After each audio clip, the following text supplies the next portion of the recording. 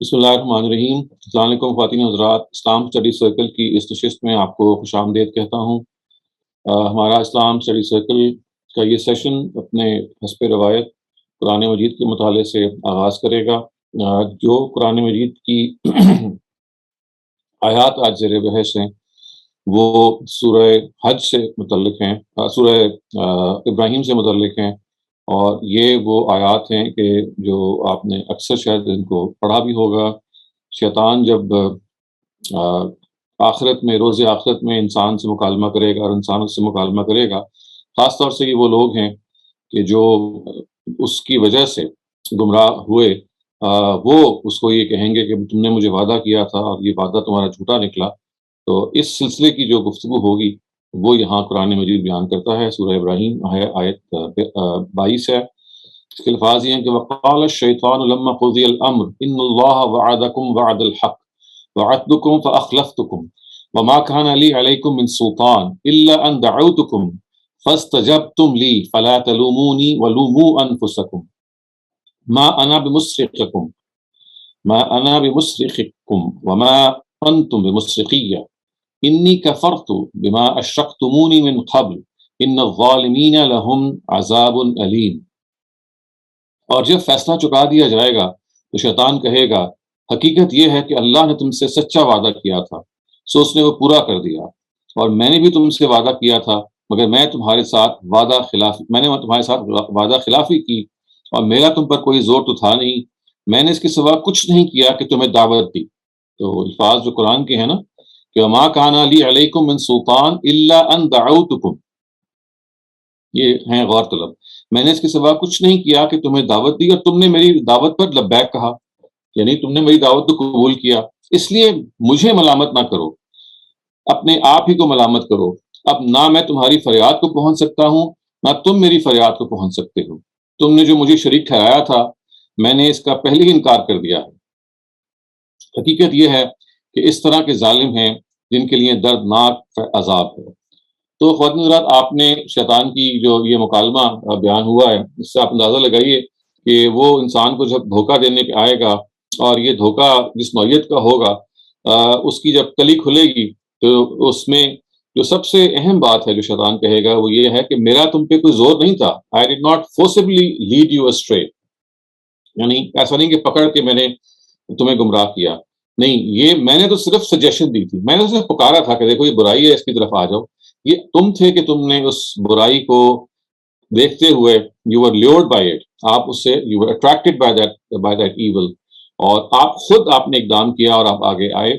لہٰذا اب نہ میں آپ کی مدد کو پہنچ سکتا ہوں نہ آپ میری مدد کر سکتے ہیں، کیونکہ میں تو اس فیصلے کے ساتھ زندگی گزار چکا ہوں کہ میں نے اللہ تعالیٰ کو یہ چیلنج دیا تھا کہ مجھے اگر آپ آخرت تک، روز آخرت تک مہلت دیں گے تو میں آپ کی بہت بڑی انسانیت کی اکثریت کو گمراہ کر چکوں گا۔ اور دیکھیں جو الفاظ شیطان نے استعمال کیے جو قرآن میں بیان ہوئے وہ یہ کہ بما اغویتنی، یعنی شیطان اتنا بولڈ تھا کہ اس نے اللہ تعالیٰ سے کہا کہ چونکہ تو نے مجھے اغوا کر لیا، اگر تو نے مجھے گمراہ کر لیا ہے تو اب میں تیرے بندوں کے ساتھ یہ معاملہ کروں گا کہ میں ان کو گمراہ کروں گا۔ لیکن جو سب سے امپورٹنٹ چیز ہے جو ان آیات سے ہمیں سمجھنی چاہیے وہ یہ کہ شیطان کا ہم پہ کوئی زور نہیں ہے، اور شیطان کا جو ورڈ ہم یہاں بولتے ہیں آبویسلی اس میں وہ ابلیس جو جس نے حضرت آدم کو گمراہ کیا، ظاہر ہے کہ اس کے بعد اس کی پوری ضروریت ہے، اور قرآن سے معلوم یہ ہوتا ہے کہ یہ لوگ ہیں، یعنی شیطان ایک اسم صفت ہے، یعنی کوئی ایک کسی شخصیت کا الگ سے نام نہیں ہے، یعنی ابلیس تو وہ تھا ہی جو پہلا شیطان تھا، لیکن اس کے علاوہ جو الشیطان ہے، ہر وہ شخص کے جو گمراہ کرنے کے لیے تل جائے، خواہ وہ جنوں میں سے ہو خواہ وہ انسانوں میں سے ہو، اس کو ہم یہ ایٹریبیوٹ دیتے ہیں، اس کا یہ ایڈجیکٹو ہے، یعنی شیطان گمراہ کرنے والا، جو سرکشی پیدا کرنے والا ہے۔ تو اللہ تعالیٰ یہ کہتے ہیں کہ دیکھیے قرآن مجید کے مطابق یہ ایسا نہیں ہے کہ وہ آپ کو زبردستی گمراہ کر سکتا تھا، he could not have done that، یعنی اس نے تو صرف سجیشن دی ہے، اس نے تو آپ کو سبز باغ دکھائے، اور وہ سبز باغ دکھانے کے بعد کا جو قدم آپ نے اٹھایا وہ آپ کا اپنا تھا، اس میں شیطان کا کوئی قصور نہیں ہے۔ تو اس وجہ سے خواتین حضرات یہ امپورٹنٹ بات ہے جس کو ہمیں ذہن میں رکھنا چاہیے کہ بہت سارے لوگ یہ سوال اٹھاتے ہیں کہ اگر ہم غلط کام کرتے ہیں یا برے کام کرتے ہیں یا ہم سے بہت ساری برائیاں سرزد ہوتی ہیں شیطان کے وسوسوں کے نتیجے میں یا اس کی بہکاوے کے نتیجے میں، تو اس میں ہمارا کیا قصور ہے؟ نہیں، قصور ہمارا ہی ہے، اس لیے کہ اس نے تو اس سے زیادہ کوئی کام نہیں کیا کہ ہمیں برائی کا رستہ دکھایا۔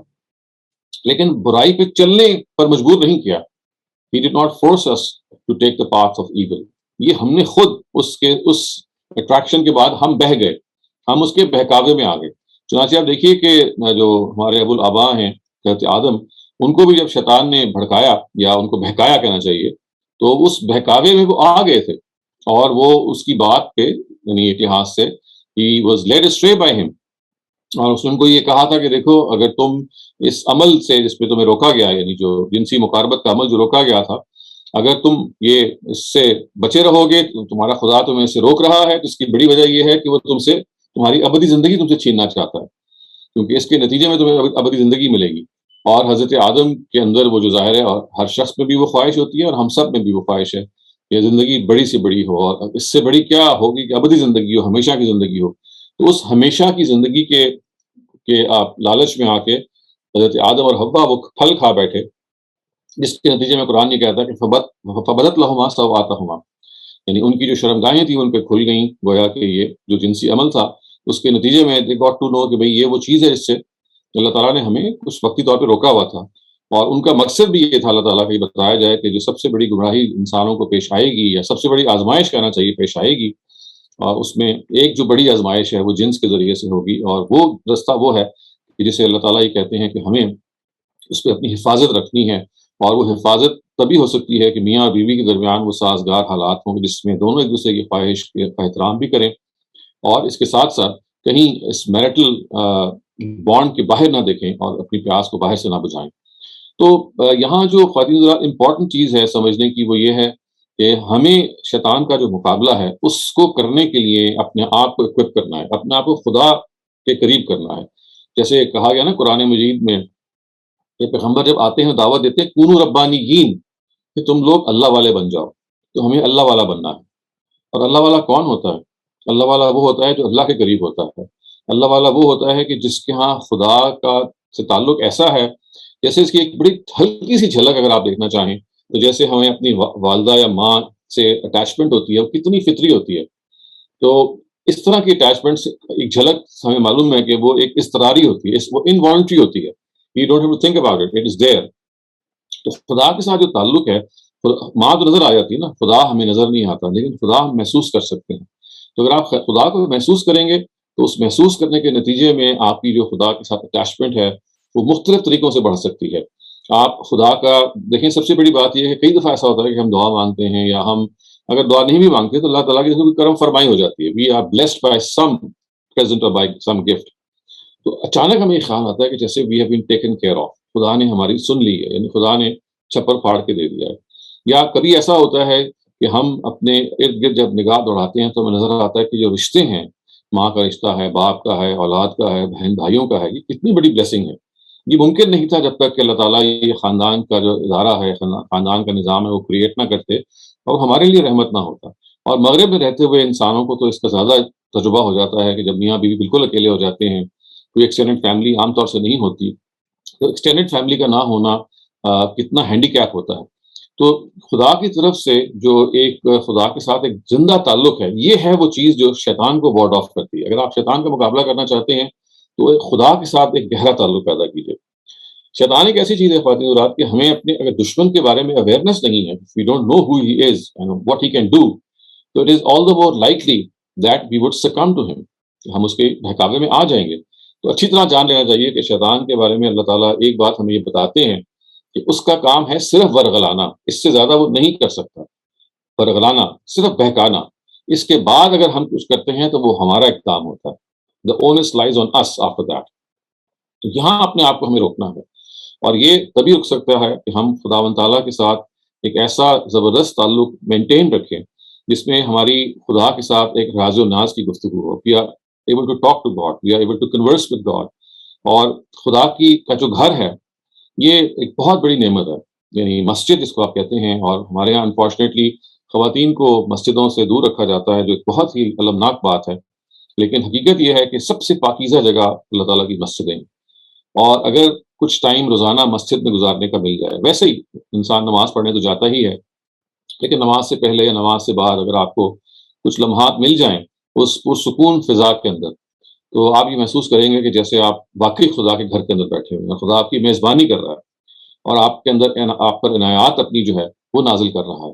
تو ایک بڑی جو امپورٹنٹ چیز ہے جو شیطان کے اس برغلاوے سے اپنے آپ کو بہکانے کی، سے دور رکھنے کی، وہ خدا کے ساتھ وہ زندہ تعلق ہے، جس کا اولین اظہار مسجد کے ساتھ ایک اسٹرانگ تعلق کے ساتھ ہوتا ہے۔ اور پھر یہ بات کہ خداوند تعالیٰ نے جو ہمیں نعمتیں دی ہیں ان کا بار بار اعادہ کرنا اپنے اندر، ان کو بار بار سوچنا کہ مجھے خدا نے یہ دیا، مجھے آنکھیں دی ہیں، مجھے ناک دیا ہے، مجھے فیکلٹیز آف 5 سینسز ہیں، ان کے اندر خداوند تعالیٰ نے جو مجھے نعمت دی ہے یہ نعمت غیر مترقبہ ہے۔ یعنی آنکھیں آپ دیکھیے کتنی بڑی نعمت ہے، آنکھیں بند کر کے ذرا اپنی روٹین کو سر انجام دینے کی کوشش کیجیے تو ورچولی امپاسبل ہے، لیکن کتنے لوگ ہیں جو نابینا ہوتے ہیں، اور ایسے لوگ کہ جو نابینا پیدائشی ہوں تو وہ تو چلیں، ان کو معلوم نہیں کہ آنکھیں کتنی بڑی نعمت ہیں، لیکن وہ لوگ جن کے پاس آنکھیں ہوں اور پھر وہ چھن جائیں تو ان کو معلوم ہوتا ہے کہ پھر کیا ان سے چھنا ہے۔ تو جن لوگوں کے پاس آنکھیں ہیں وہ خدا کی دین ہے۔ تو یہ دوسرا جو طریقہ ہے خدا کے ساتھ قریب ہونے کا مسجد کے بعد، وہ یہ ہے کہ ہم خدا کی شکر گزاری کا رویہ اختیار کریں ان تمام نعمتوں پہ، اور ہر وقت اس کو ریمائنڈ کریں اپنے آپ کو۔ اسی ہم بھول جاتے ہیں جب بھی پریشانی آتی ہے، ہم سمجھتے ہیں کہ بھائی we are always in a state of turmoil. نہیں، ایسا نہیں ہے۔ ہم اگر اپنی وہ لسٹ کو کاؤنٹ کرنا چاہیں ان نعمتوں کی جو ہمارے پاس ہیں تو they will outnumber, easily outnumber the trials and tribulations that we are passing through۔ تو ان کی طرف نگاہ رکھنا اور ایک شکر گزار بندہ بننا، اور اسی کو دوسرے الفاظ میں ہم اس سے تعبیر کر سکتے ہیں گریٹیٹیوڈ تھراپی، یعنی شکر کے ذریعے سے اپنے ذہنی یوں سمجھ لیجیے ذہنی ڈپریشن کا یا ذہنی لو فیلنگ کا علاج کرنا۔ تو گریٹیٹیوڈ تھراپی ہے جو انسان کے اندر وہ ایک تعلق پیدا کرتی ہے کہ آپ محسوس کرتے ہیں کہ خدا is taking care of us۔ تیسری چیز جو آپ کو ربانی بناتی ہے، اللہ والا بناتی ہے، وہ اچھے لوگوں کی کمپنی ہے۔ کوشش کیجیے، کووڈ میں تو ظاہر ہے کہ اب ملنا جلنا بڑا محدود ہو گیا ہے، لیکن اس کے باوجود ایسے محدود مواقع ہوتے ہیں کہ جو آپ اچھے لوگوں کی کمپنی میں صحبت میں بیٹھ سکتے ہیں، ان سے استفادہ کر سکتے ہیں، ان سے گفتگو کر سکتے ہیں۔ یہ ایسے لوگ ہوتے ہیں کہ ان کے پاس آپ جب بیٹھتے ہیں تو ان کے اندر سے حرارت نکلتی ہے، آپ کو محسوس ہوتا ہے کہ جیسے you are being attracted towards them in a spiritual way. اور ایسے لوگوں کی تلاش میں رہیے، کیونکہ انسان بہرحال ایک کمزور مخلوق ہے۔ اپنے طور پہ وہ جب سفر طے کرتا ہے تو امکان ہوتا ہے کہ وہ کھڈ میں جا کرے، لیکن جب اس کے ساتھ کوئی اس کا ساتھی ہوتا ہے، اس کو ہاتھ پکڑنے والا کوئی ہوتا ہے، اس کا کوئی گائیڈ ہوتا ہے، اس کا کوئی رہنما ہوتا ہے، یا اس کے ساتھ اچھے تعلق رکھنے والا ہوتا ہے، وہ ایک سے زیادہ بھی ہو سکتے ہیں، تو اس کے اندر ایک اسٹرینتھ آ جاتی ہے۔ جو آپ نے کہاوت سنی ہے نا کہ ایک اکیلا دو 11، اس میں کوئی شک نہیں ہے کہ جب آپ زیادہ ہوتے ہیں تو آپ کے اندر طاقت آ جاتی ہے۔ بالکل ایسی ہے کہ جیسے ایک برانچ جو ہے وہ جب درخت پہ لگی ہوتی ہے تو کتنی پاورفل اور اسٹرانگ ہوتی ہے، لیکن توڑ کے آپ الگ کر دیں تو اس کا کوئی وجود نہیں ہوتا۔ یہی معاملہ موج کا دریا کے اندر ہے۔ ایک موج جو ہے وہ دریا کے اندر طولانی پیدا کر دیتی ہے، لیکن اکیلی موج جو ہے جب دریا سے نکالتے ہیں تو اس کی کوئی حیثیت نہیں رہ جاتی۔ تو اجتماعیت میں ایسے لوگوں کے ساتھ زندگی گزارنا، ایسے لوگوں کے ساتھ ٹائم گزارنا، اور ایسے لوگوں کی تلاش کرنا، یعنی you find out such people کہ جن کے پاس رہ کے ہم سیکھ سکتے ہیں دنیا کے جو آداب ہیں وہ سیکھ سکتے ہیں۔ دیکھیں نبی صلی اللہ علیہ وسلم کی جو صحبت میں صحابہ رہتے تھے، ان کی جو سب سے بڑی ان کو ایک پلس تھا وہ یہی تھا کہ ان کو یہ صحبت ہر وقت نصیب ہوتی تھی۔ اسی وجہ سے وہ صحابہ بھی کہتے ہیں، صحابہ کیا مطلب ان کو صحبت حاصل ہو، who are companions of the prophet۔ تو اللہ تعالیٰ کے جو پیغمبر تھے وہ ان کا جو تعلق تھا اپنے فالوورز کے ساتھ، وہ کمپینین شپ کا تعلق تھا۔ وہ ان کو وہ کمپینین شپ فراہم کرتے تھے، ان کے اندر وہ نرمی تھی، ان کے اندر وہ محبت تھی۔ اور قرآن یہ کہتا ہے کہ نبی صلی اللہ علیہ وسلم بہت نرم خو تھے، بہت سافٹ تھے، بلکہ ایک جگہ پہ یہ کہتا ہے کہ لو کنت فظا غلیظ القلب لانفضوا من حولک۔ اگر نبی صلی اللہ علیہ وسلم درست خو ہوتے، اسٹرن ہوتے اپنی ٹیمپرامنٹ میں، تو یہ لوگ تھے آس پاس کے چھٹ جاتے، they would have run away۔ یہ اور پھر ان کے ہاں نرمی اتنی تھی کہ بعض دفعہ لوگ ان سے ایڈوانٹیج لے لیتے۔ ایک موقع پہ جنگ تبوک ہوئی ہے، اس موقع پہ منافقین نے ان سے اجازت مانگی کہ وہ حصہ نہیں لے سکتے جنگ میں، ساز و سامان ان کے پاس نہیں ہے یا کوئی اور وجوہات ہیں۔ تو اللہ تعالیٰ کا مقصد یہ تھا کہ اس طرح سے ان کو ایکسپوز کر دیا جائے منافقین کو، لیکن نبی صلی اللہ علیہ وسلم نے ایکسپوز ہونے نہیں دیا اور انہوں نے ان کو معاف کر دیا۔ تو قرآن مجید میں اللہ تعالیٰ نے بہت ہی محبت سے نبی صلی اللہ علیہ وسلم کو مخاطب کر کے کہا کہ عفا اللہ عنک لما اذنت لهم، اللہ آپ پہ رحم کرے یا پیغمبر، آپ نے ان کو اجازت کیوں دی؟ میرا مقصد تو یہ تھا کہ ان منافقین کو ہم ایکسپوز کریں، اور آپ نے ان کو معاف کر کے پھر سے ایک موقع دے دیا۔ تو یہ ان کے اندر نرمی تھی، ان کے اندر شفقت تھی، ان کے اندر محبت تھی۔ تو یہ وہ چیز ہے خواتین و حضرات کہ جب آپ کو ظاہر پیغمبر تو اب کوئی نہیں ہے، لیکن پیغمبر کی اور صاف بہت معمولی درجے کے رکھنے والے لوگ آج بھی موجود ہیں. اور ان کے پاس جب آپ اپنی زندگی گزاریں گے تو آپ کو محسوس ہوگا کہ آپ کے اندر جو ہے وہ خدا سے قریب آنے کی جو ایک تڑپ ہے، خدا سے قریب آنے کی جو ایک امنگ ہے، وہ پوری ہو رہی ہے، وہ فلفل ہو رہی ہے. اور یہ جو کمزوری ہے، یہ کہ ہم اکیلا جب ہوتے ہیں تو ہم سے غلطیاں زیادہ ہو جاتی ہیں، وہ آہستہ آہستہ اس پہ آپ قابو پا رہے ہیں.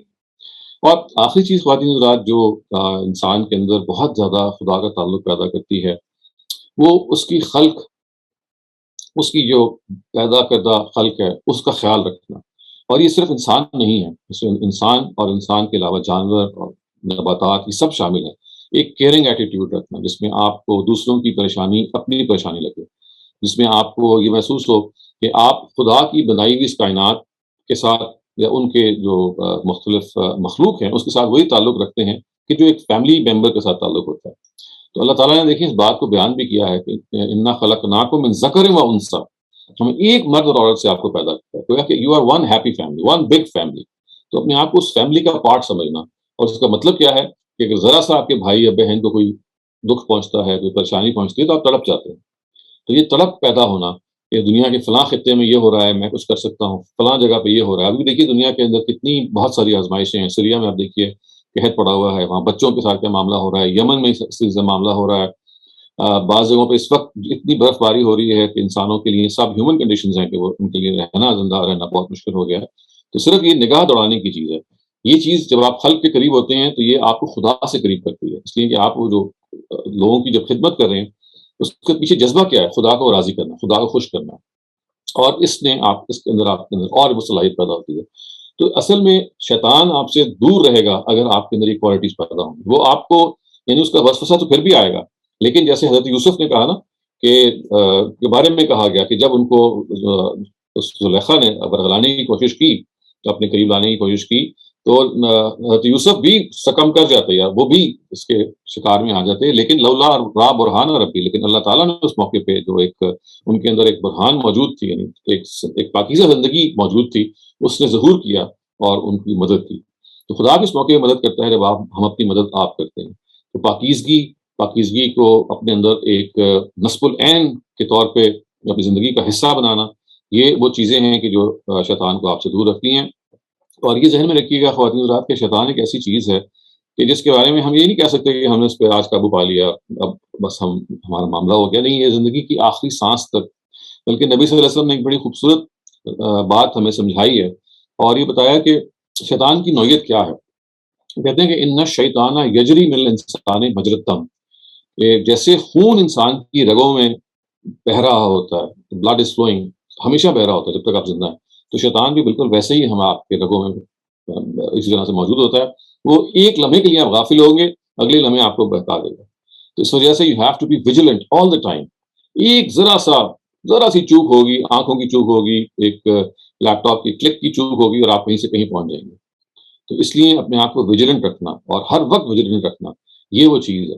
اور آخری چیز اس میں سمجھنے کی ہے وہ یہ کہ اللہ تعالیٰ اگر ہمیں پناہ دیتے ہیں اور ہم اس کے باوجود بعض دفعہ اگر بہک جاتے ہیں اور شیطان کے غلانے میں آ جاتے ہیں، تو اللہ تعالیٰ کیا کہتے ہیں؟ وہ یہ کہتے ہیں کہ فوراً پلٹو. اگر غلطی ہوگی ہے تو don't dwell on your mistake. یہ مت سوچو کہ بس اب میں گیا. نہیں، اللہ تعالیٰ کو وہ شخص بہت پسند ہے کہ جو شخص واپس آتا ہے. ابھی ہم نے پچھلے ہفتے یا پچھلے سے پچھلے ہفتے وہ بائبل کا اقتباس پڑھا تھا نا، کہ جس میں یہ اللہ تعالیٰ نے بتایا تھا کہ وہ شخص جس کی 99 بھیڑیں ہیں، اس کی ایک بھیڑ اگر گم جائے تو وہ اس کے پیچھے پیچھے آواز دینا شروع کر دیتا ہے. جب اس کو ایک مل جائے تو وہ کتنی خوشی مناتا ہے اور اس کو لے کے آتا ہے. تو یہ تمثیل یہ پیش کی تھی حضرت مسیح نے کہ بالکل ایسا اللہ تعالیٰ خوشی مناتے ہیں ان لوگوں کے بارے میں کہ جو بھٹک جائیں اور پھر واپس آ جائیں. تو اصل چیز یہ ہے کہ اگر آپ کسی وقت شیطان کے برگلاوے میں ہم آ بھی جائیں تو فوراً اپنے آپ کو متنبع کریں، فوراً اپنے آپ کو وہاں سے اٹھائیں اور یہ کہیں کہ نہیں، مجھے اس سے فائٹ کرنا ہے اور I have to start all over again. تو اپنے دشمن کو جانیے، اور قرآن کی یہ آیت یہ بتاتی ہے کہ وہ دشمن کچھ نہیں کر سکتا اگر آپ مضبوط ہیں. ہاں، اگر آپ کمزور ہیں تو پھر وہ دشمن آپ پہ قابو پا لے گا. تو ہمیں مضبوط بننا ہے اور وہ مضبوطی کا فارمولہ یہ ہے کہ خدا کے قریب ہونا ہے. اور جو قرآن نے کہا ہے کونو ربانیین، اللہ والے بننا ہے. وی ہیو ٹو بیکم ربانی. ہمیں خدا کے قریب اور خدا کے ساتھیوں میں، یعنی دیکھیے حضرت ابراہیم کو اللہ تعالیٰ نے یہ لقب دیا خلیل اللہ، کہ وہ اللہ تعالیٰ کے دوست ہیں. تو یہ ظاہر ہے یہ تو خدا کا دیا ہوا ایک لقب ہے، لیکن اللہ تعالیٰ یہ کہتے ہیں کہ اللہ تعالیٰ انسانوں کے بھی دوست بن جاتے ہیں. اللہ ولی الذین آمنوا، ایک اور جگہ پہ کہا کہ اللہ تعالیٰ انسانوں کے دوست ہیں، اہل ایمان کے، لیکن بشرطے یہ کہ وہ اللہ تعالیٰ کے بتائے ہوئے راستے پہ چلیں۔ تو یہ ان آیات کا ایک پیغام ہے جو ہمیں موٹیویٹ کرتا ہے، اور اللہ کرے کہ ہم اس موٹیویشن کے نتیجے میں اپنے اس ازلی ابدی دشمن کو ہمیشہ کوشش کریں مات دینے کی، نیچا دکھانے کی۔ آئیے اب ہم اس سیشن کے جو دوسرا سیگمنٹ ہے اس کی طرف بڑھتے ہیں، اور اس میں ہم کسی روایت کا مطالعہ کرتے ہیں۔ جس روایت کو ہم کا مقابلہ کر رہے ہیں یہ مسلم میں سے ہے، اس کے الفاظ ہیں، یہ انس بن مالک سے ہے۔ انس بن مالک جو ہیں نبی صلی اللہ علیہ وسلم کے خادم ہیں۔ ان کے اس کے الفاظ یہ ہیں کہ ان انس بن مالک قال رسول اللہ صلی اللہ علیہ وسلم حفت الجنت بالمکارہ وحفت النار بالشہوات۔ حضرت انس بن مالک سے روایت ہے کہ رسول اللہ صلی اللہ علیہ وسلم نے فرمایا جنت اچھی چیزوں میں گھری ہوئی ہے، اور دوزخ نہیں، یہ ترجمہ ہے، میں نے غلط کیا ہوا ہے، جنت جو ہے وہ بری چیزوں میں گھری ہوئی ہے، اور دوزخ خواہشات نفسانی میں گھری ہوئی ہے۔ خفت الجنت بالمکار ہے، یعنی وہ چیزیں جو کراہت والی ہیں ان سے گھری ہوئی ہے۔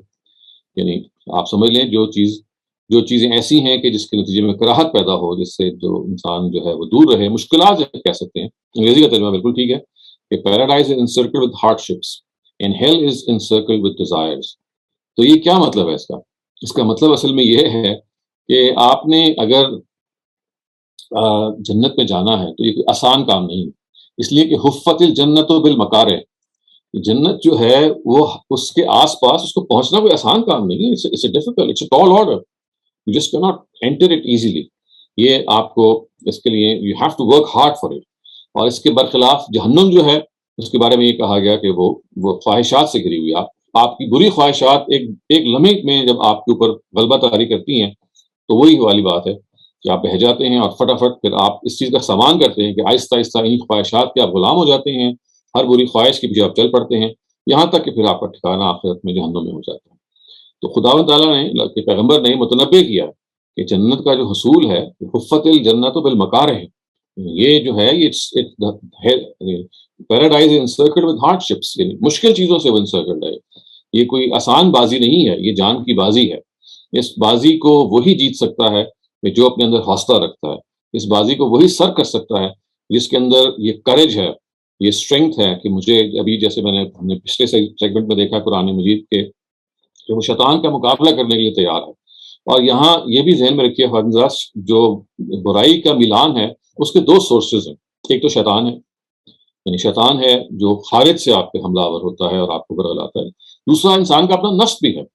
تو ہمارے اپنے نفس کے اندر نفسانی خواہشات موجود ہوتی ہیں جو برائی کی طرف آپ کو لے کے جاتی ہیں۔ تو اس وجہ سے یہ جو ہماری لڑائی ہے یہ محض شیطان سے نہیں ہے، شیطان تو آؤٹ ورڈلی ہم سے وسوسہ ڈالتا ہے، ایک ہماری انورڈ لڑائی بھی ہے، اور وہ کیا ہے؟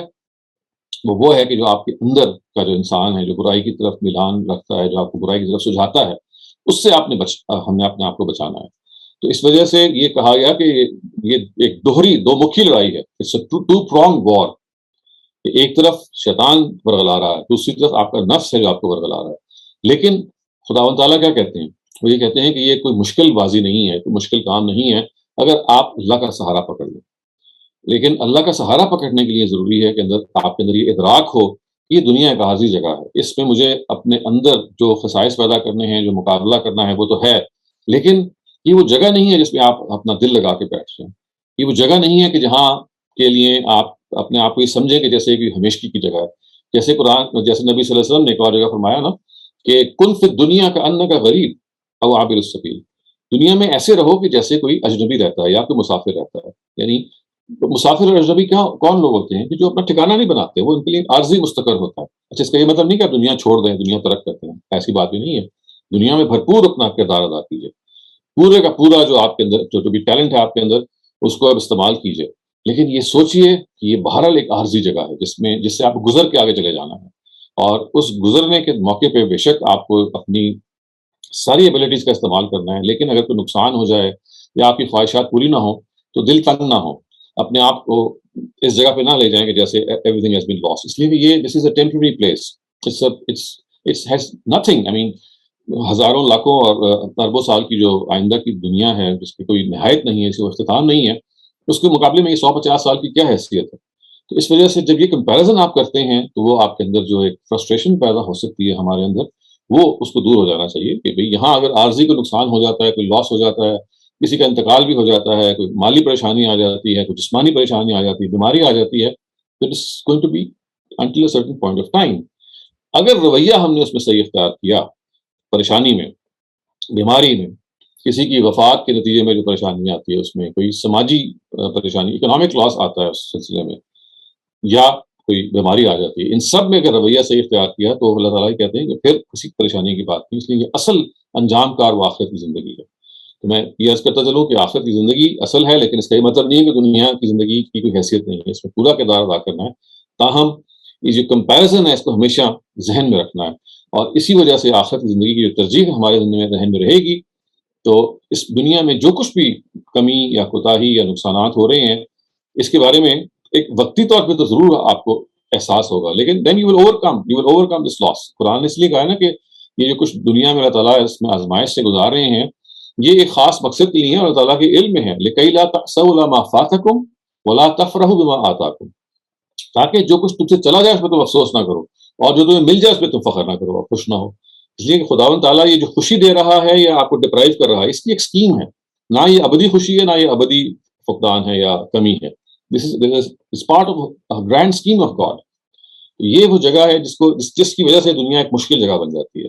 آپ کو اپنے ضمیر کے مطابق فیصلہ کرنا ہے، کتنا مشکل کام ہے. Every single instant you have to follow your conscience. It's not an easy job.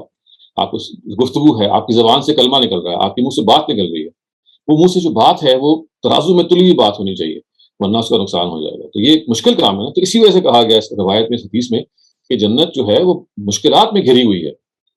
آپ کو وہ مشکلات اوور کم کرنی ہے. یہ ہارڈ شپ ہے نا کہ every time that you have to open your mouth you have to be a person who is going to speak the truth, a person who is going to follow his conscience. ہے نا یہ بات؟ نگاہوں کی حفاظت کتنا مشکل کام ہے. یعنی آپ آنکھیں بند تو نہیں کر سکتے، دنیا میں آپ نے رہنا ہے، لیکن دنیا کی جو حالت ہوگی اس میں آپ کو اپنی نگاہوں کو پاکیزہ رکھنا، نگاہوں کے اندر حیا پیدا کرنا آسان کام نہیں ہے، لیکن یہ ہر لمحے درکار ہے. انسان سے چوک بھی ہو جاتی ہے، غلطی بھی ہو جاتی ہے، لیکن پلٹ کے پھر واپس آتا ہے. تو اس وجہ سے یہ جیسے میں نے کہا تھا نا کہ بازی آسان بازی نہیں ہے، ایک مشکل بازی ہے. اس میں ضروری ہے کہ ہم خدا کے ساتھ کوئی تعلق رکھیں، اپنے مشاغل ایسے رکھیں کہ جس میں ہمارے اندر وہ جو پاکیزگی کا جو ایلیمنٹ ہے وہ برقرار رہے. آپ کے پاکیزہ مشاغل ہوں، آپ کی جو ہابیز ہیں وہ اچھی ہابیز ہوں جو آپ کو اس پاکیزگی کی طرف لے کے جائیں، تاکہ کبھی اگر آپ کے ساتھ کوئی غلطی آپ میں ہو بھی جائے، ہمیں ہو بھی جائے، تو ہم فوراً پلٹیں.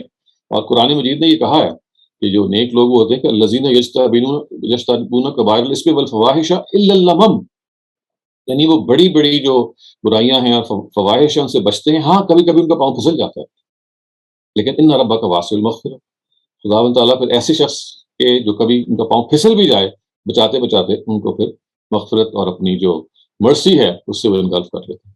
تو یہ لیکن اس کے برخلاف یہ روایت یہ کہتی ہے کہ جو جہنم ہے وہ گھری ہوئی ہے خواہشات کے اندر. یعنی خواہشات سے مراد بری خواہشات ہیں. آپ کے اندر جو ڈیزائرز ہیں، اگر آپ ان کا حساب نہیں کریں گے، اگر آپ ان کو ڈسپلن نہیں کریں گے، تو لگے گا کہ جیسے آپ نے بہت کچھ اچیو کر لیا، اچھا اپنے آپ نے دل کی باتیں پوری کر لی ہیں، لیکن یہ خسارے کا سودا ہوگا. اور وہ خسارہ پھر آپ کو اس دن ریئلائز ہوگا جب الٹیمیٹلی وہاں آنکھ کھلے گی اور آپ کو محسوس ہوگا that every thing has been last. تو نبی صلی اللہ علیہ وسلم کی روایت اس لحاظ سے حضرات بڑی بے مثال روایت ہے، بڑی موونگ ہے، اور اس کی ایک بڑی خاص اہمیت ہے کہ ہم ان مشکلات کو اوور کم کریں تاکہ ہم خدا کے حضور سرخ روح ہوں، اور ان جذبات اور ان کیفیات اور ان ایموشنز میں بہہ نہ جائیں، کیونکہ اس کا جو الٹیمیٹ ٹھکانہ ہے وہ جیسے کہ روایت نے بیان کیا بئس المصیر، وہ جہنم ہے. آئیے خواتین حضرات، ہم اب اس کے تیسرے سیگمنٹ کی طرف بڑھتے ہیں جو بائبل اسٹڈی کا سیگمنٹ ہے. آج ہم جس حصے کو پڑھ رہے ہیں یہ متی کی انجیل ہے، اس کا چیپٹر نمبر 15 ہے، 10 سے لے کے 20 تک آیات ہیں، بے مثال آیتیں ہیں جو آپ ان کو دیکھ سکتے ہیں یہاں پہ. پھر عیسیٰ نے ہجوم کو اپنے پاس بلا کر کہا، یہ پہاڑی کا جو واز ہے سرمن آن دی ماؤنٹ، یہ اسی کا حصہ ہے. تو ایک موقع پہ یہ کہا گیا کہ پھر عیسیٰ نے ہجوم کو اپنے پاس بلا کر کہا. ہجوم سے مراد وہ جو کراؤڈ ان کے پاس جہاں وہ جاتے تھے ان کے پیچھے پیچھے لوگ چلنے شروع ہو جاتے تھے. تو یہ وہاں سے شروع ہوتا ہے. سب میری بات سنو اور اسے سمجھنے کی کوشش کرو. کوئی ایسی چیز ہے نہیں جو انسان کے منہ میں داخل ہو کر اسے ناپاک کر سکے، بلکہ جو کچھ انسان کے منہ سے نکلتا ہے وہی اسے ناپاک کر دیتا ہے. اس پر شاگردوں نے اس کے پاس آ کر پوچھا، کیا آپ کو معلوم ہے کہ فریسی یہ بات سن کر ناراض ہوئے ہیں؟ کہ جو جوز کے جو علماء اسکالرز ان کو فریسی کہتے ہیں، ان کو فیرسیز بھی کہتے ہیں. اس نے جواب دیا جو بھی پودا میرے آسمانی باپ نے لگایا اسے جڑ سے اکھاڑا جائے گا، انہیں چھوڑ دو، وہ اندھے راہ دکھانے والے ہیں، اگر ایک اندھا دوسرا اندھے کی رہنمائی کرے گا تو دونوں گھڑے میں گر جائیں گے۔ پترس بول اٹھا، پترس کون ہے؟ وہ جو پیٹر ہیں، سائمن پیٹر ان کا نام ہے، جو ان کے خلیفہ راست ہیں، اس تمثیل کا مطلب ہمیں بتائیں۔ عیسیٰ نے کہا کیا تم ابھی اتنے ناسمجھ ہو؟ کیا تم نہیں سمجھ سکتے کہ جو کچھ انسان کے منہ میں داخل ہوتا ہے وہ اس کے معدے میں جاتا ہے اور وہاں سے نکل کر جائے ضرورت میں، یعنی وہ ایکسکریٹ کر دیتا ہے انسان۔ یہ حضرت عیسیٰ بتا رہے ہیں کہ جو کچھ منہ میں جاتا ہے وہ تو بہرحال انسان سے نکل جائے گا، لیکن جو کچھ انسان کے منہ سے نکلتا ہے وہ دل سے آتا ہے، وہی انسان کو ناپاک کرتا ہے۔ دل ہی سے برے خیالات، قتل و غارت، زناکاری، حرام کاری، چوری، جھوٹی گواہی اور بہتان نکلتے ہیں، یہی کچھ انسان کو ناپاک کر دیتا ہے، لیکن ہاتھ دھوئے بغیر کھانا کھانے سے وہ ناپاک نہیں ہوتا۔ اتنی یہ خوبصورت حصہ ہے پہاڑی کے واعظ کا، یعنی اس کا پس منظر یہ ہے کہ جب حضرت عیسیٰ ایک موقع پہ کھانا کھا رہے تھے، ہاتھ دھوئے بغیر وہ بیٹھ گئے، تو فریسیوں نے اعتراض کیا کہ جو کچھ کھا رہے ہیں اس کے نتیجے میں آپ کا کھانا تو گندا ہو جائے گا، آپ کے ہاتھ صاف نہیں ہیں۔ تو اچھا، یہ بجائے کہ اس پہ کامنٹ کرتے، دیکھیے انہوں نے بات کو پلٹا اور یہ کہا کہ دیکھو جو کچھ میں کھا رہا ہوں، اگر میں میلے ہاتھوں سے بھی کھا رہا ہوں تو وہ میل نے اصل میں نکل ہی جانا ہے، میدے سے نکل کے ایک سویٹ ہو جانا ہے، وہ نکل جائے گا، لیکن اصل برائی کیا ہے جو دل سے نکلتی ہے، چوری، زناکاری، بری انٹینشنز، یہ ہیں، یہ آپ کے منہ سے نکلتی ہیں، تو اصل ناپاکی یہ ناپاکی ہے۔ تو یہاں کوئی آدمی یہ معاوضہ نہیں کر سکتا کہ حضرت عیسیٰ جو تھے وہ کھانے پینے کے معاملات میں کچھ ہائیجینک نہیں تھے، نہیں، یہاں وہ اپنی بات کو بالکل اور طرح سے بیان کر رہے ہیں کہ جن لوگوں میں وہ بستے تھے، جن لوگوں کو وہ اصلاح کرنا چاہتے تھے، وہ انہی کی طرح بن جاتے تھے۔ اگر وہ اس طرح سے میلے ہاتھوں سے کھانا کھاتے تھے تو آپ بھی اسی طرح سے کھانا کھاتے تھے، اور متنبع کرتے تھے کہ دیکھو یہ جو برائی ہے یہ کتنی معمولی بات ہے کہ تمہیں یہ تو میل نظر آ رہا ہے جو ہاتھوں کا میل ہے کہ بھئی میں نے ہاتھ نہیں دھوئے، لیکن وہ جو دل کا میل ہے، دل کی جو بری خواہشات ہیں، دل کے اندر سے جو برائی نکلتی ہے، جو منہ سے باہر نکلتی ہے، یعنی جو منہ کے اندر جاتی ہے وہ تو نکل جائے گی، لیکن جو منہ سے باہر نکلتی ہے وہ کہاں نکلے گی؟ تو آپ نے بہت ہی زبردست بات ہے کہ آپ نے نشاندہی یہ کی کہ اصل جو میل ہے وہ نہیں ہے جو آپ کے منہ میں داخل ہوتا ہے یعنی میل کے ذریعے سے، اس لیے اس نے پھر ویسے نکل جانا ہے۔ اصل میل وہ ہے جو آپ کے دل سے باہر آتا ہے منہ کے ذریعے سے، یعنی منہ کے اندر جو جاتا ہے اس نے نکل جانا ہے، منہ کے جو باہر آتا ہے اصل ناپاکی وہ ہے، اور وہ کیا ہے کہ آپ کے منہ سے جھوٹ نکلتا ہے، آپ کے منہ سے غیر منصفانہ بات نکلتی ہے، اور آپ کے منہ سے تمام وہ باتیں نکلتی ہیں انہوں نے آخر میں کہی۔ تو اصل چیز کیا ہے؟ اپنی گفتگو کو، اپنے لہجے کو، اپنی انٹینشن کو پاک رکھنا۔ یہ بات تو بالکل مسلم ہے خواتین حضرات کہ اللہ تعالیٰ کے جو پیغمبر ہیں وہ پاکیزگی کی دعوت لے کے آتے ہیں، اور یہ کتنی خوبصورتی سے حضرت مسیح نے پاکیزگی کو بیان کیا کہ وہ پاکیزگی جس کے تم پیچھے پڑ گئے وہ کچھ ظاہری چیزوں کا نام ہے، ہاتھ صاف کرنا، وہ بھی ہو جائے گا، اس کا بھی ایک موقع ہوگا، لیکن اس پاکیزگی کو تم بھول گئے ہو اے فریسیو۔ اور پھر یہ کہا گیا یہ اندھے راہ دکھانے والے ہیں، یہ خود بھی اندھے ہیں اور اندھوں کو راہ دکھا رہے ہیں، ان کو they are not guide, they are blind guides, یعنی ان کو رستے کا نہیں پتا، اور یہ جب اندھے ہوں گے تو اس کا مطلب ہے کہ دوسروں کو بھی کھڑ میں جا کے گرا دیں گے۔ تو اس وجہ سے جب حضرت پطرس نے، جو پیٹر ہے، انہوں نے کہا کہ آپ اس تمثیل کو ہمیں سمجھائیں، تو آپ نے کہا کہ دیکھو اصل چیز یہ جو گندگی ہے یہ نہیں ہے جس کے بارے میں فریسی اعتراض کر رہے ہیں، اصل چیز وہ دل کی پاکیزگی ہے۔ اگر وہ پاکیزہ جو ہے دل، اس میں گندگی آ جائے، اس کے اندر میل آ جائے، تو اصل میل وہ ہے، اصل پولوشن وہ ہے جو آپ کے خیالات کو پولوٹ کرتی ہے، جو آپ کے امیجنیشن کے اندر، جو آپ کی گفتگو کے اندر اس کا اظہار ہو جاتا ہے، اس سے اپنے آپ کو بچاؤ۔ تو اللہ تعالیٰ کے پیغمبروں کے اندر یہ خاص حضرات ایک لگن ہوتی ہے، اور حضرت مسیح میں تو آپ یہ بہت دیکھیں گے اگر آپ کا اتفاق ہوا ہے بائبل پڑھنے کا، جیسے کہ ہم پڑھتے بھی ہیں ہم ہر ہفتے، کہ ان کی ایک مسئلہ ہے ان کو کہ وہ کسی طرح سے دین کی حقیقت پر متنبع کریں، کیونکہ تورات کے جو فالوورز تھے، جو جوز تھے، انہوں نے تورات کے اندر سے جو حکمت کے احکام ہیں، جو اس کے اندر جو دانش مندی کی بات ہے، جو وزڈم ہے، اس سے اس کو سپریٹ کر لیا تھا، اس کو بے روح منطق بنا دیا تھا بالکل۔ اس کو ختم کرنے کے لیے حضرت مسیح نے اس کے اندر وہ جو روح تھی، اس کے اندر جو اسپرٹ تھی، اس کو جگہ جگہ بیان کیا۔ اور یہ جو پہاڑی کا آواز ہے، آپ کو اگر موقع نہ ملا ہو تو یہ ایک ایسی چیز ہے کہ جو بار بار پڑھنے کی ہے، جب موقع ملے آپ بائبل میں یہ متی کی جو انجیل ہے، گاسپل آف میتھیو، اس کو اٹھائیں اور یہ اس چیپٹر کا مطالعہ کریں، اور یہ چند چیپٹر سے مشتمل ہے، بہت ہی بے مثال ہے۔ اس کے اندر دنیا کی حقیقت کی طرف جو توجہ دلائی گئی ہے، انسان کی جو بے حقیقتی ہے اس کی طرف توجہ دلائی گئی ہے، اور جو چیزیں معمولی ہیں ان کو ہم نے من کا بنا دیا ہے، اور جو چیزیں بہت اہم ہیں وہ ماشا کا بن کے رہ گئی ہیں، بالکل ایک چھوٹا سا ان کا وزن بن کے رہ گیا، اس کی طرف انہیں توجہ دلائی ہے۔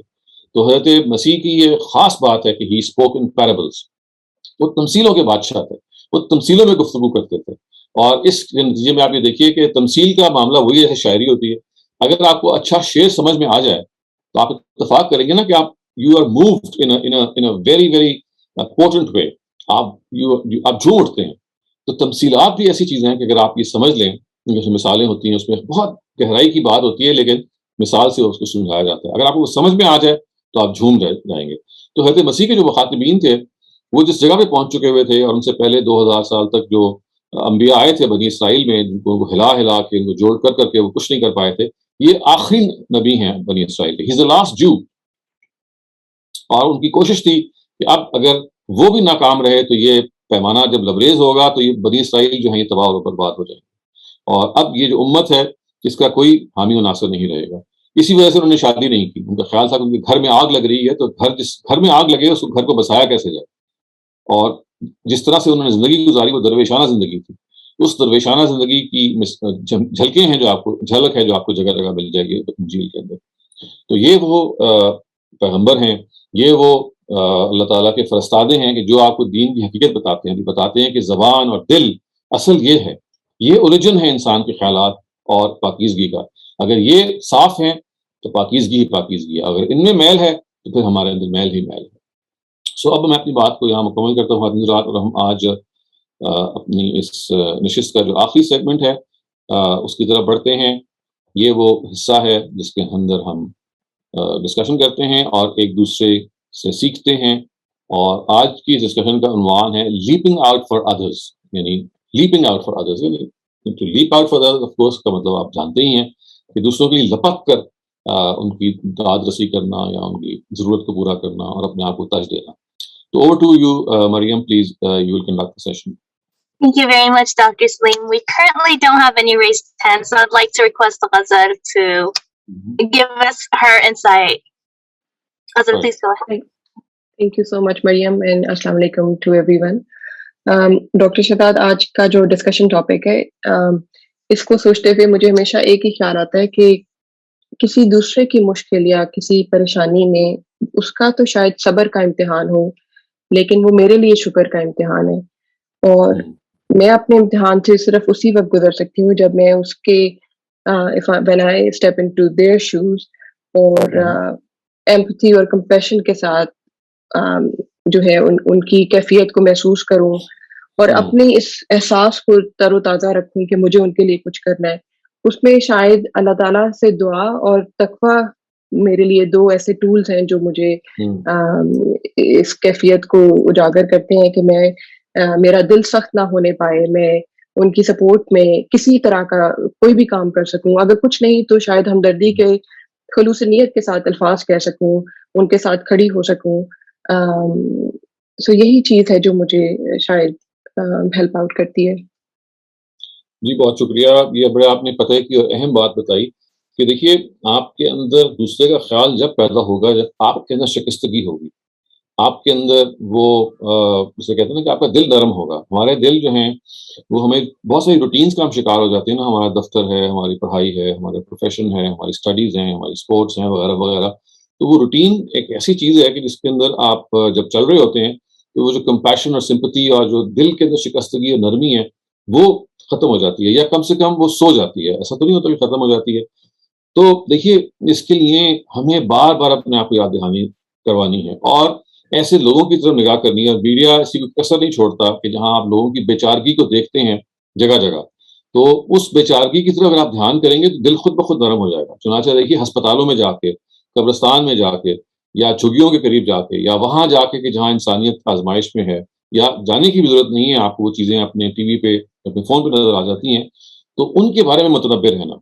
تو اپنی روٹین میں انسان چونکہ اس قدر گھرا ہوا ہوتا ہے کہ اس کے اندر کا جو انسان ہے جس کے اندر انسانیت پائی جانی چاہیے وہ بعض وقت سو جاتی ہے. تو اس کو ہمیشہ جھنڈوڑنے کا یہ ضروری ہے کہ ایسا کوئی موقع اگر آپ کو نظر آ جائے, کسی عزیز کی وفات ہو گئی ہے, کوئی آدمی ضرورت مند ہے, کہیں پریشانی آ گئی ہے, کہیں مزری ہے, تو وہ آپ کو جھنجھوڑے گی. آپ کے اندر وہ جو کمپیشن اور سمپتی جو سو جاتے ہیں یا کم سے کم وقتی طور پہ سو جاتے ہیں وہ ایک دم سے جاگ جائیں گے. تو اس کا اہتمام کرتے رہنا کہ کہیں بھی اس طرح کی کوئی چیز آپ کے سامنے ہے تو اس سے آپ گزر نہ جائیں. بلکہ اگر آپ اس کی طرف اپنے آپ کو متوجہ کریں گے تو نتیجہ یہ نکلے گا کہ یو ول فائنڈ کہ آپ کے اندر کا انسان ہے وہ لرز رہا ہے، بار بار وہ اس کے اندر یہ خواہش پیدا ہو رہی ہے کہ بھئی یہ واقعہ ہو گیا ہے، اب مجھے اپنی انسانی حیثیت میں لپکنا ہے اور اپنے بھائی کو بچانا ہے. تو بہت شکریہ غزل آپ کا، اس معاملے میں آپ نے بڑی قیمتی بات ہمیں بتائی. Thank you. Our next participant is Akram Bhatti. Please go ahead. السلام علیکم سر. وعلیکم السلام. سر کل میں جمعہ پڑھنے گیا وہاں پر امام صاحب نے ایک واقعہ سنایا، مختصر سے آدھے منٹ کی بات سناتا ہوں، جو بہت اچھا لگا مجھے اور سبق ملا. کہ وہ کہہ رہے ہیں یہاں سے وہ 30-40 منٹ دور سے ہمارے شہر شکاگو میں ملواکی سے آئے تھے، رات کو 12 بجے کا ٹائم تھا. 2 دن پہلے برف بہت پڑی ہے تو آئے، تو جس گھر میں وہ آئے تھے وہاں پر مہمان، تو وہ وہاں پر برف فریز ہو چکی تھی بالکل. تو بچے سو رہے تھے، بچوں کو اندر چھوڑنے گیا تو واپس آیا، دیکھا گاڑی اوپر نہیں جا رہی، تو وہ انہوں نے اندر سے بیلچا لایا اور انہوں نے برف کھودنا شروع کر دی. تو تھوڑی دیر کرتے چند منٹ میں دیکھا تو میرے پیچھے سے ایک بندہ کوئی آیا، اس نے میرے پیچھے کندھے پہ ہاتھ رکھا. میں مڑ کے دیکھا تو اجنبی سا بندہ تھا. تو مجھے کہتا جاؤ تم بچوں کو اندر لے کے جاؤ، آئی ٹیک کیئر آف اٹ. میں کہا بھائی آپ کون ہیں، میں تو آپ کو جانتا بھی نہیں ہوں. اسے میں 2 بلاک دور یہاں سے رہتا ہوں. I was passing by and I saw you struggling with the ice and I could not go to sleep. So I thought I must come and help you. تو وہ نان مسلم بندہ تھا جو چہرے سے لگ رہا تھا، اینڈ ہی ڈنٹ کیئر کہ میں نہ میں اس کو پہلے کبھی دیکھا نہ میں کوئی دیکھنے چانس ہے کہ میں ایز اے وزٹر آیا ہوا تھا. تو یہ ہم لوگ وہ میں گھر کے بات بتائی تمہاری ایک جانے والی، تو کہنے لگی کہ کیا ہم غیر مسلموں کو بھی ہیلپ کر سکتے ہیں. تو یہ صحیح ہے کہ بھائی آپ کا نیبر، اس نے بولا کہ میں 2 بلاک دور رہتا ہوں اور I saw you struggling in the middle of the night. تو I could not go to sleep. I said no, I must come over and help you. اور وہ کہتا ہے میں ہماری امام صاحب جو تھے he looked like late 30s or early 40s, and جو مین اسے ہیلپ کرنے کے لیے آیا he was in 50s. یہ کہ ہمیں یہ نہیں دیکھنا چاہیے کہ مجھے تو یہ سبق ملا کہ بھائی کہ کون ہے، you see anybody in hard situation and if you go out of your help him, اور اس کا اجر تو اللہ کے پاس ہی ہے نا. بالکل صحیح. تو دیکھیں قرآن مجید نے، آپ کی بات سے مجھے بڑی ایسی بات یاد آئی جو قرآن نے بڑی پوائنٹ آؤٹ کی ہے، اور وہ یہ بتایا کہ جو حضرت مسیح کے فالوورز ہیں، جو کرسچنز ہیں، ان کے یہاں ایک خاص وصف ہے، اور وہ وہی ہے کمپیشن. تو قرآن نے کہا ہے کہ وَجَعَلْنَا فِي قُلُوبِ الَّذِينَ اتَّبَعُوهُ رَأْفَةً وَرَحْمَةً، یعنی ہم نے حضرت مسیح کے فالوورز کے اندر رأفت اور رحمت، مرسی اور کمپیشن بھر دیا ہے. تو آپ یہ دیکھیے کہ کہنے کو تو ظاہر ہے کہ ہم جب ان کو کاٹتے ہیں اور یہ کہتے ہیں کہ وہ نان مسلمز ہیں، لیکن اللہ تعالیٰ نے قرآن مجید میں یہ بتایا ہے. چنانچہ آپ یہ دیکھیے کہ اس وقت جو کرسچن مشنریز جس جگہ پہ پہنچ جاتے ہیں، جس درجے میں وہ اپنی آپ کو ترج دیتے ہیں، بلکہ قرآن نے اس جگہ پہ آگے جا کے یہ کہا کہ اسی کمپیشن کو انہوں نے جب حد سے بڑھایا تو رہبانیت کو ایجاد کر لیا. وہ مناسٹسزم میں چلے گئے اور انہوں نے سیلف اسیٹزم یا اپنے آپ کو جسے کہتے ہیں خودکشی کی طرف، خودکشی سے مراد خودکشی نہیں ہے بلکہ خود فراموشی یا اپنے آپ کو بلا دینا اور شادی بھی نہ کرنا اور بالکل جسے کہتے ہیں نا کہ زندگی کو وقف کر دینا لوگوں کے لیے، وہ دوسری ایکسٹریم پہ چلے گئے. لیکن شروعات ان کی یہاں سے ہوئی تھی کہ فی قلوب الذین اتبعوا رأفۃ ورحمۃ، ان کے دل میں حضرت مسیح کے اندر بہت، آپ دیکھیں گے آپ نے انجیل پڑھی تو دیکھا کہ ان کے یہاں کتنی رحمت اور رأفت پائی جاتی ہے. یہ ٹرانسفر ہوئی ہے ان کی امت میں. تو اس وقت بھی آپ دیکھیں کہ ان کی امت اس وقت سب سے بڑی ہے تمام جو اس وقت مذاہب ہیں. تو جو چیز ان کو جو اسٹینڈ آؤٹ کرتی ہے وہ یہی کمپیشن اور یہ مرسی اور یہ اپنے آپ کو دوسروں کے لیے سیکریفائز کرنا. اس کی جتنی مثالیں آپ کو آئی تھنک کرسچن ورلڈ میں ملیں گی، اس کا کوئی پیرل تلاش کرنا بہت مشکل ہو جائے گا. تو قرآن کی بات بالکل سمجھ میں آتی ہے کہ یہ یعنی حضرت مسیح کی امت کی یہ خاص وصف ہے. اس وجہ سے اس وصف کو وی کی ناٹ ٹیک اٹ اوے، وی کی ناٹ، جتنا مرضی آپ اختلاف ہو، لیکن یہ بہرحال وہ چیز ہے کہ جو آج بھی ان کے ہاں موجود ہے، اور یہ سیکھنے کی ہے، یعنی اس میں ہمیں ان سے سیکھنا ہے. اور یہ امریکہ میں رہتے ہیں تو آئے دن دیکھتے ہیں کہ کوئی بڑا گر جائے کیسا ہو تو بغیر پوچھے بغیر نام پوچھے دے لیپ آؤٹ ٹو ہیلپ یو. بہت شکریہ بھٹی صاحب، یہ بڑی اچھی بات آپ نے ہم سے share. Rafia Khwaja, you're up next. Please go ahead. Assalamu Dr. Shehzad. Dr. Shehzad, میں آپ کو I'll mention you two incidents. میں نے بہت سال تک یہاں کراچی میں جنا ہاسپٹل میں کینسر وارڈ میں والنٹری ورک کیا تھا. So I used to go twice a week, and I noticed two people. I saw a very young girl, Pathan girl, she must have been about 11. She had bone cancer on her hand. تو میں ان کی والدہ سے بات کر رہی تھی and she said کہ دیکھیں the doctor wants to amputate her hand, but میری بیٹی کی زندگی خراب ہو جائے گی, she'll never be able to get married. When I spoke to the doctor, he said کہ maybe آپ ان کو سمجھائیں کہ she will die because it is so big. تو میں نے بہت ان سے بات کی, بہت اس کو پیار سے اس بچی کو سمجھایا. ایک تو یہ تھا. دوسرا was a young couple, a young woman who had got, the husband and wife had got married against the parents' wishes, and the wife developed cancer in her neck. And that slowly began to develop. And she used to tell me, Ji, I just wait to see you because I know I'm going to die and I have nobody except this man. Then after some time when I went, I found the girl's hand had been amputated and she was smiling, and the mother said, ٹھیک ہے جی artificial hand لگ سکتا ہے. So that was all right.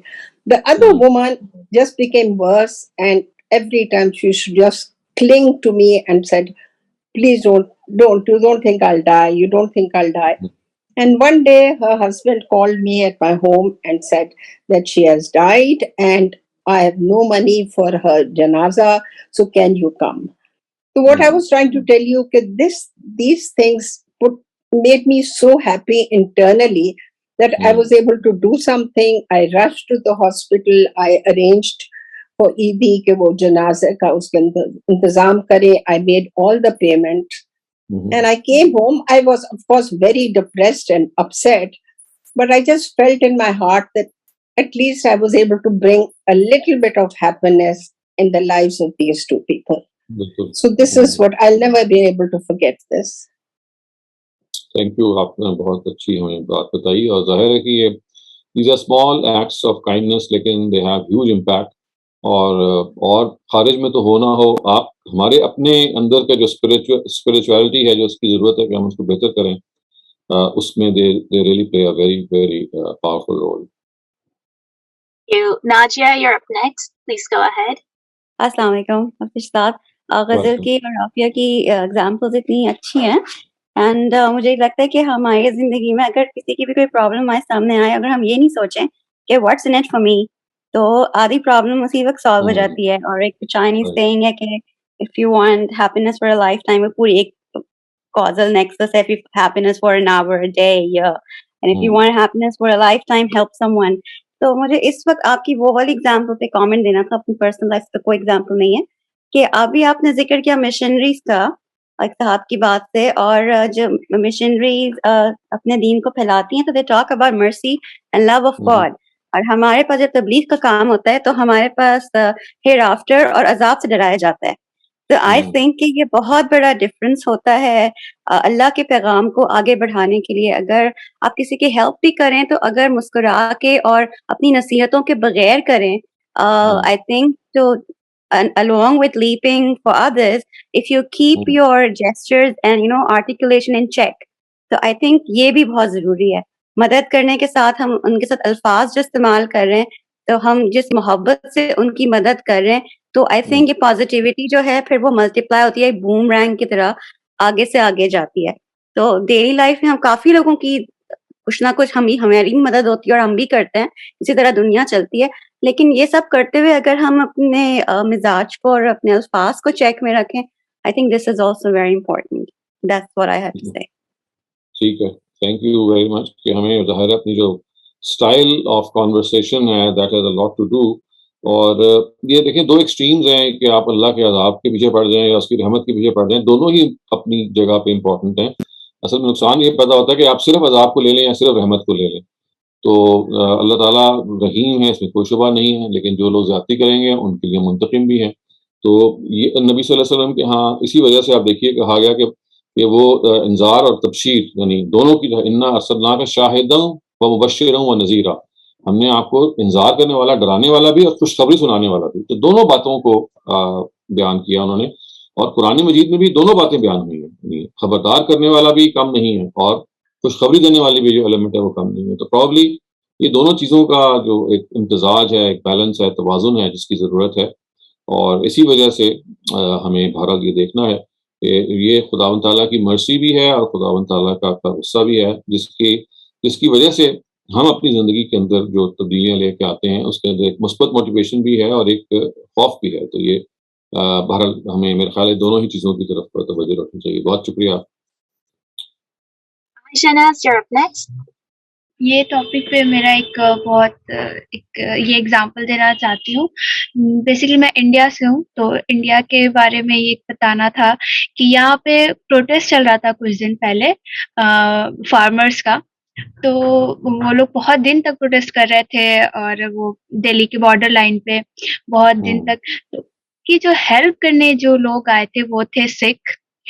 تو وہ چیز یہاں پہ بہت مطلب کہ میں سچ بتاؤں تو مسلمس جو ہیں یہاں پہ اتنے زیادہ نہیں ہے کہ اتنا بڑی چڑھ کے کسی کو ہیلپ کرنے میں حصہ لے جتنا میں نے دیکھا سکھ لوگ کو.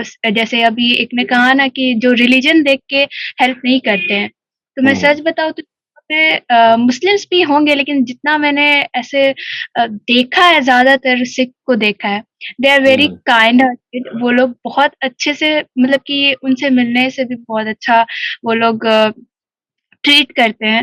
ایون کبھی کبھی ایسا ہوتا ہے کہ جو ریلیجنس کی وجہ سے کوئی کسی کو مدد بھی نہیں کرتا ہے، اتنا زیادہ کبھی کبھی بڑھ جاتا ہے یہاں پہ ایک دوسرے میں اختلاف.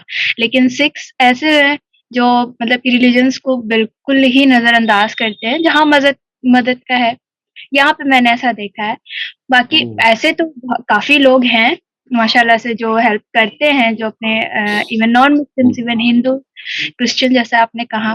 تو یہ ایک بہت ایسی چیز ہے کہ ریلیجن دیکھ کے کبھی بھی کسی کو اس نہیں کرنا کہ نہیں ان کا جو دوسرا ریلیجن ہے وہ اپنے ریلیجن کے ہی لوگ ہی انہیں ہیلپ کریں گے، یہ چیز. اور ایک سر میں ایک ایڈ کرنا چاہتی ہوں کہ میں نے ایک سیکھا ہے اس چیز سے کہ جب کسی کا ڈیتھ ہوتا تھا میں پہلے ایسے تھی کہ مجھے بہت ہی جو میں پین جو فیل کرتی تھی کہ کسی کا عزیز چلا گیا ہے، تو اس موقع پہ میں اس کے ساتھ نہیں ہو پاتی تھی کیونکہ مجھے وہ بہت پینفل لگتا تھا کہ وہ مطلب کہ وہ فیل کرنے سے مجھے بہت برا لگتا تھا، تو میں اس کو فیس نہیں کر پاتی تھی. ایسا ہو جاتا تھا کبھی کبھی. بٹ جب سے میرے گھر میں ڈیتھ ہوا ہے، جب میں نے فیس کیا ہے اس چیز کو، تو تب مجھے سمجھ میں آیا ہے کہ بہت ضروری ہوتا ہے کسی کا اس ٹائم پہ رہنا.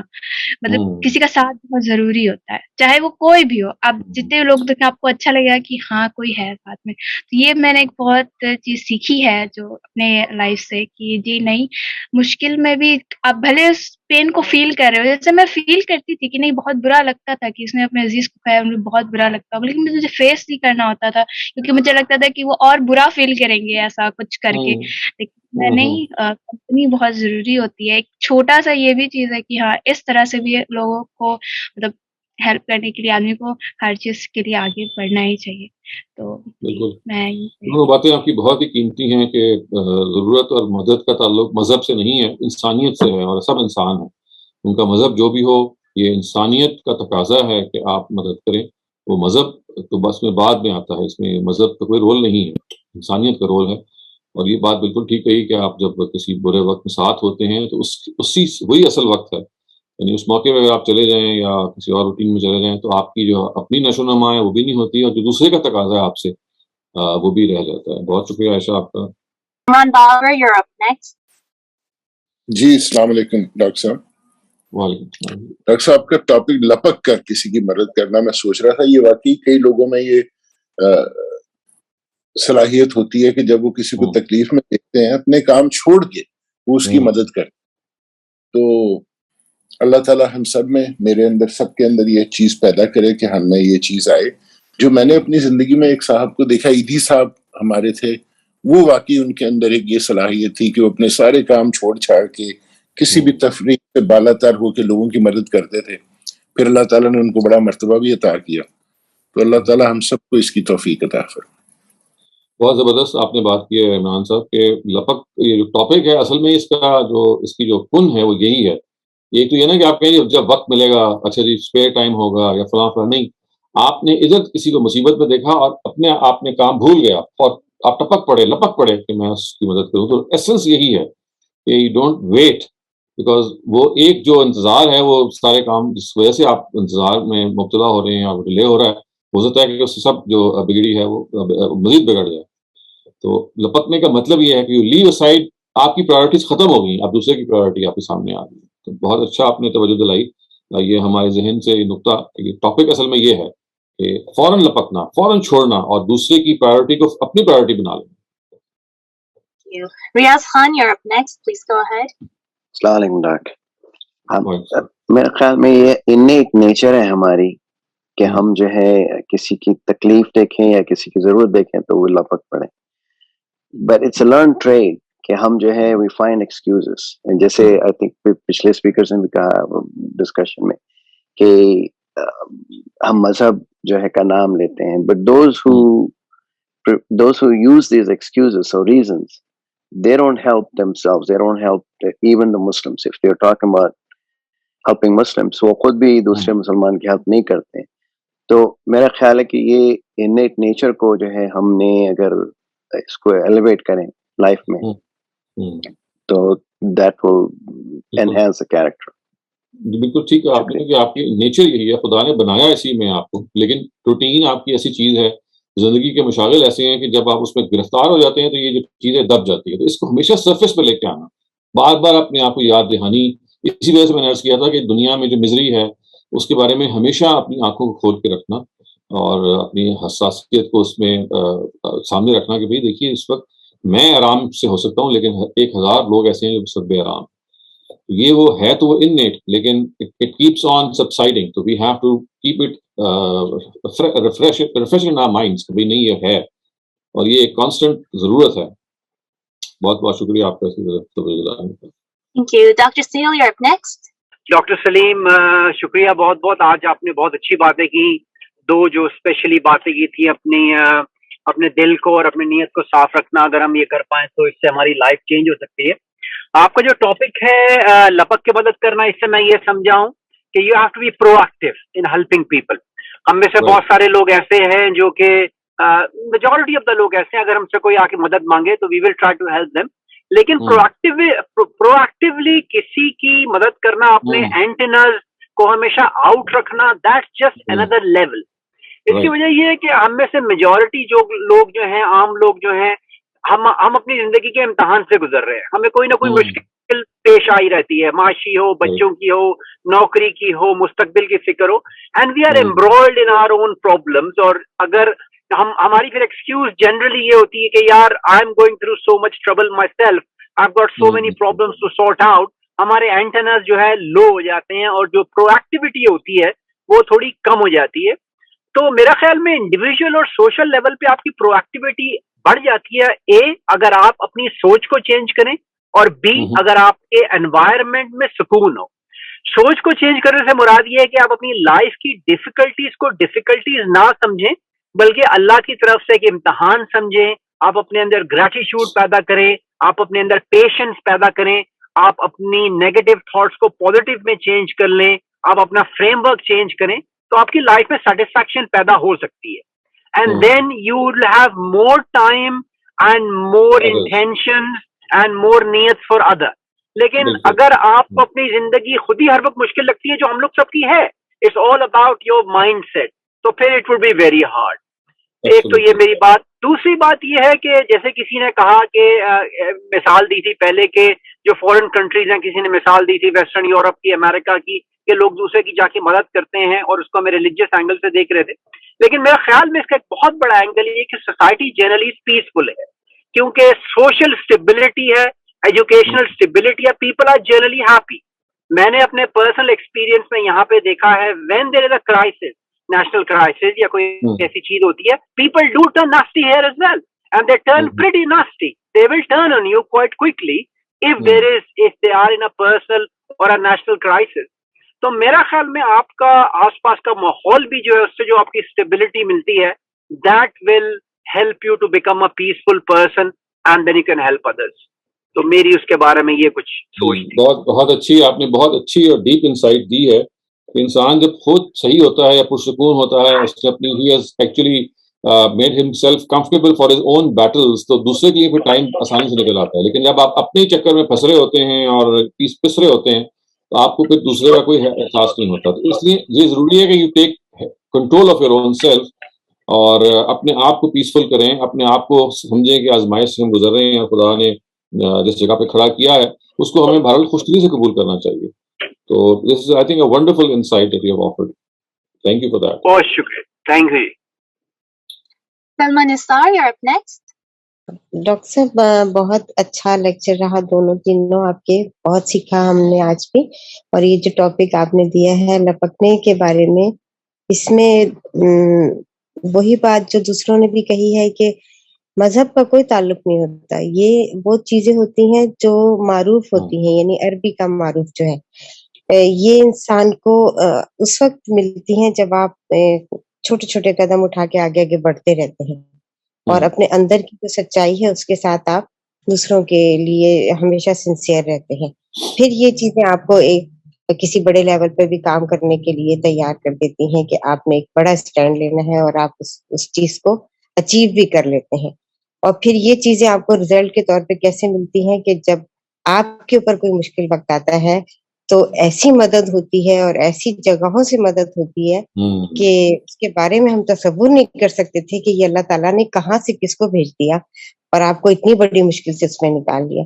ऐसा मेरे साथ बहुत दफा हुआ है डॉक्टर साहब, और मैं इस चीज के लिए अल्लाह से बहुत थैंकफुल हूँ कि मेरे अंदर जो चीज अल्लाह की तरफ से यह जाहिर है, जो भी थोड़ी बहुत सच्चाई है या फितरतन कोई दूसरों को की तरफ बढ़ना है, तो उसका रिजल्ट जो है वो हमेशा मिलता है. और इस बात के लिए मैं हमेशा अपने दोस्तों को ये कहती हूँ कि कभी ये सोच के मत आगे बढ़ना कि आपको ये शख्स आपको कोई रिवॉर्ड देगा. ये रिवॉर्ड आपको कहीं ना कहीं से जरूर मिलेगा और अल्लाह ताला इसमें आपके लिए, आपके बच्चों के लिए, आपके फ्यूचर के लिए ऐसी ऐसी हिकमतें और ऐसी ऐसी खुशियां रखेगा कि आपकी जिंदगी जो है ना वो बहुत आसान हो जाएगी. और ये डॉक्टर साहब ईमान है मेरा कि मैं कभी इस चीज के ऊपर जो है ना कंप्रोमाइज नहीं करती कि अगर मुझे कोई शख्स या कोई भी इंसान मुश्किल में नजर आए और मैं उसके लिए मैं आपको तैयार ना करूं. बहुत अच्छा आपने जिंदगी का एक्सपीरियंस शेयर किया, बहुत इंस्पिरेशनल बात है, बहुत शुक्रिया. We'll move over to the Q&A. Mawrid, you're up next. My question is actually during the era of the Prophet Sallallahu the Nabi and the Sahaba were clear about where a particular verse ends. But in our times, despite our wahi being preserved, as we can see in the very detailed work or a book that is written by Dr. Shehzad, but this topic I was not able to find that during the Prophet's era, the verse is itself a wahi, where it starts and where it ends. But now we are not able to find, because only the later part of the scholars, later part of the people have inserted the verse numbers, and it is their insertion that a particular verse ends. So due to this, my second part of it related to this is there are several hadiths. One such hadith is that the Prophet ﷺ has told about reading the last two verses of the Surah Baqarah. So how will we know? Because as far as I've seen in any hadith, it is not mentioned, but all of them mention it as Amana Rasulu. Because if the verse numbering is not done by the Prophet and Prophet Sahaba, which is done in the earlier time, is not available with us now. So how can we come to this conclusion, and how can we answer the people who ask that the verse form itself a wahi, but it's not preserved now? I hope you got my question, Dr. Yes, I did get my question. Actually, this is not correct that the verse, the number of verses itself is a wahi. This is a misconception. You see, verse endings were determined by the Sahaba when they saw the Prophet pausing at a particular verse. So it's not that the Prophet indicated always that this is where the verse stops, because at times his breath would break and he would take a pause. And some would think that this is the end of the verse, and some would think that, well, this is not the end, but it's still a continuation and it's just a temporary pause. So because of this, the Prophet read the Qur'an at various times, and he paused on various instances in various ways, that there became a difference of opinion regarding the count of the verses. So we have 5 different counts of the number of verses. And some say the total number of verses are 6,666, another is 6,300 and something, and so on and so forth. And the reason for this, as I said, is that because the Prophet stopped at various instances in different places, due to the fact that sometimes he would read the whole verse in one breath and sometimes he would pause. And because of this, the nature of pause was such that people would at times count it as a verse and others would not. So this is how this difference has originated. So as far as the hadith is concerned, let me just also tell you one thing, that the differences in the number of verses, particularly when you are counting those verses and the endings, you'll find that they are not very much, because you see, on most cases, the rhythm of the verse, a particular verse, determines its end. For example, ya'lamun, ta'lamun, yaf'alun. You'll find that immediately the rhythm is something which dictates the verse count, and you would immediately know that now the verse has ended. So on most occasions, this would be an instance in which there would be no difference of opinion. But of course, there are some instances in which there have been some differences. But as far as the hadith that you've narrated regarding Surah Baqarah's last two verses, there's no such difference. Everyone regards the last two verses, wherever they begin, to be the last two verses. And another thing that you need to understand is that in this case, even if there is a marginal error, people regard the two verses to be slightly different from one another, this would not take away the reward from them, because you see, whatever you consider to be the right thing, you did that, and you would be judged accordingly. And finally, you have to understand this, that as far as hadiths are concerned, they are isolated piece of information which have been transmitted by narrators. At times they omit information, at times they add to it, at times they add their own understanding. So therefore, even if this hadith is not there for us, we still are in a position to know that, of course, all of the Quran, wherever it is read specifically and especially, there are verses which have a very important reward, or maybe something very significant in our lives. So I would answer this question by saying, in a nutshell, that the count of the verses is not divine at all. It has been determined by the Sahaba, and because the Prophet paused at various instances, the pauses were different in his different recitations. So therefore, this difference has come into existence, and it's a non-issue in my opinion. I mean, it doesn't matter at all, because as I said, that whatever the count is, if you do it by that standard, you'll be judged according to that standard, in my understanding. I just have a small comment or a counter question on it, gently. The thing is, I get your point, but the main point for me was not like there are so many different numbering of verses. That's not my point. I am aware of that. But the thing is, Allah tells in the Quran itself that tilka ayatun muhkamatun, like everywhere, wherever the ayat is mentioned, we are bound to explain what an ayat means, what an ayah means. So, given that context, also Allah tells in the Quran regarding Surah Fatiha, for example, that it has, regarding Surah Fatiha, it has 7 verses. So, during the Prophet's era, it is, even though the Prophet had, as you told, that he would have paused on certain times, or he would have joined certain verses and read. But then, when a particular ayah ends, the Sahaba and the Prophet itself knows. The main question, or the main point that I wanted to register it is, every single ayah, the beginning and the end part is from Allah. So that itself is a way. I'm talking about the wahi structure, the ayah structure. The ayah structure itself is a wahi. I'm not talking about the content. I'm talking about the ayah structure, where it starts and where it ends. For example, Allah sends a wahi. He sends ayah by ayah. So when he sends ayah by ayah, the Prophet has read and shown to the Sahaba ayah by ayah. That itself is a wahi. So why is that not preserved when other people ask? How can we answer? I'm not sure that I would. I think clear. that just answered that question, because of the fact that it's no doubt that the Quran was sent ayah by ayah, and the Prophet himself had a particular scheme of that ayah. But that's not necessary that he had that communicated at all instances, because he thought that this is not necessary on all instances. Because of the fact that these verses themselves are ones which do not make any difference, even if the count is different. There is not a single instance in the Quran where, as a result of this different counting, you have a difference of meaning associated with it in any way. It is just a human construct that you need to count those verses. Otherwise, when the Quran says Tilka Ayatul Kitab, it's not referring to the number of verses. It's just telling us that all these verses are from God. The count is not the intention of the Almighty to be conveyed. What the Almighty just wants to convey to us is that these are verses, whatever they are from God. They are haqq, they are the truth.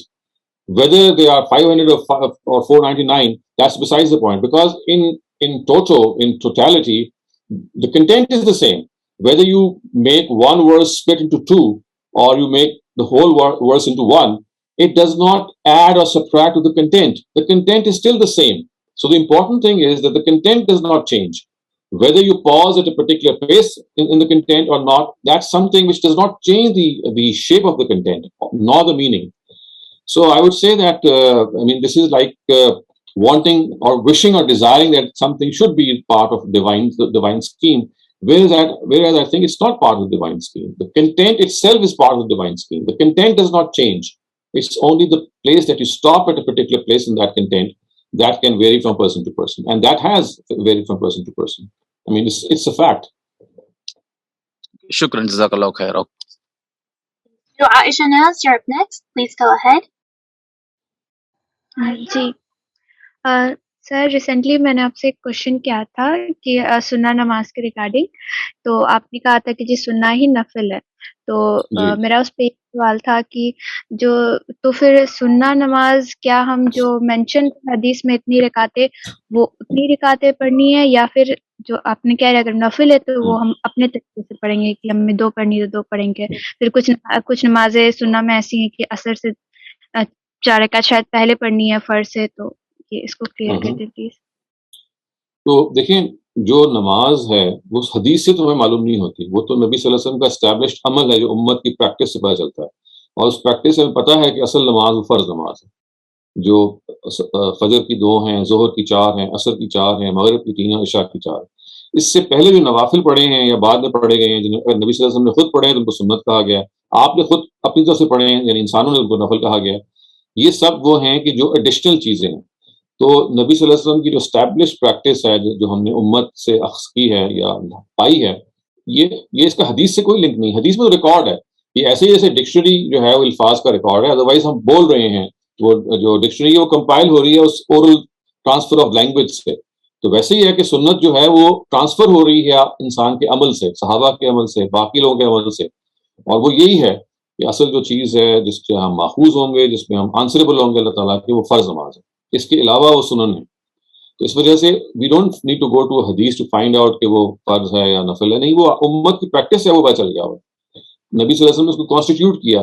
کبھی انہوں نے نفل نماز کی جماعت نہیں کرائی، وہ جماعت ہمیشہ فرض نماز کی ہوتی تھی، اور وہی اللہ تعالیٰ کی مسجد میں جب بھی ہوتی رہی ہے اس نے خود یہ سگنل کر کے بتا دیا کہ دیکھیے یہ وہ نماز ہے جو کہ ضروری ہے. ورنہ دیکھیے نفل نمازوں کی یا سنت کی بھی جماعتیں ہوتی، اگر وہ اللہ تعالیٰ کی طرف سے فرض ہوتا یا ضرورت ہوتی، تو ہمیشہ انہی نمازوں میں جماعت انہی کی ہوتی رہی ہے کہ جو اللہ تعالیٰ کی طرف سے واجب قرار دی گئی. اور بھی بہت سارے اس کی شواہد ہیں.